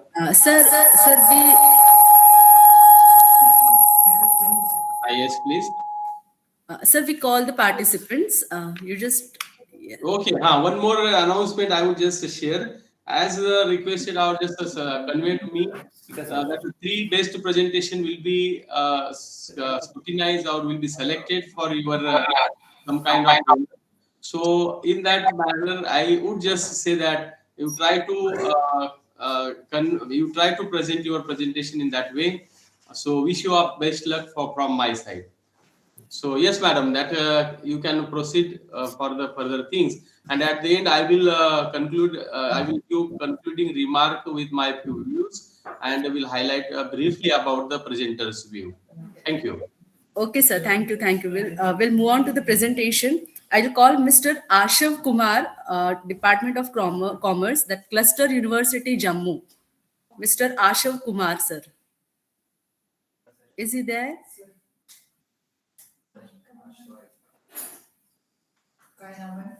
Mr. Ashav Kumar. Okay, I think he's not there. I'll call Dr. Ananya Swaraj. Dr. Ananya Swaraj, Mugda University, Bodh Gaya. Okay. Naik Kiran Prakash. Okay. Mr. Naik Kiran Prakash. Yes, ma'am. Kiran sir is there. Okay, sir. Okay, ma'am. Ananya Kumari is also there. Ananya Kumari. Madam. Yes, sir. Yes, Ananya Kumari is there. Join. Okay, sir. So Dr. Ananya Swaraj, right?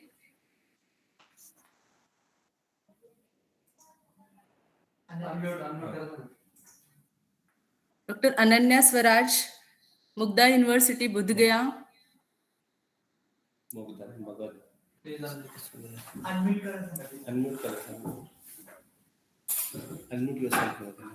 Sir, YouTube live बंद करतो आता. Madam.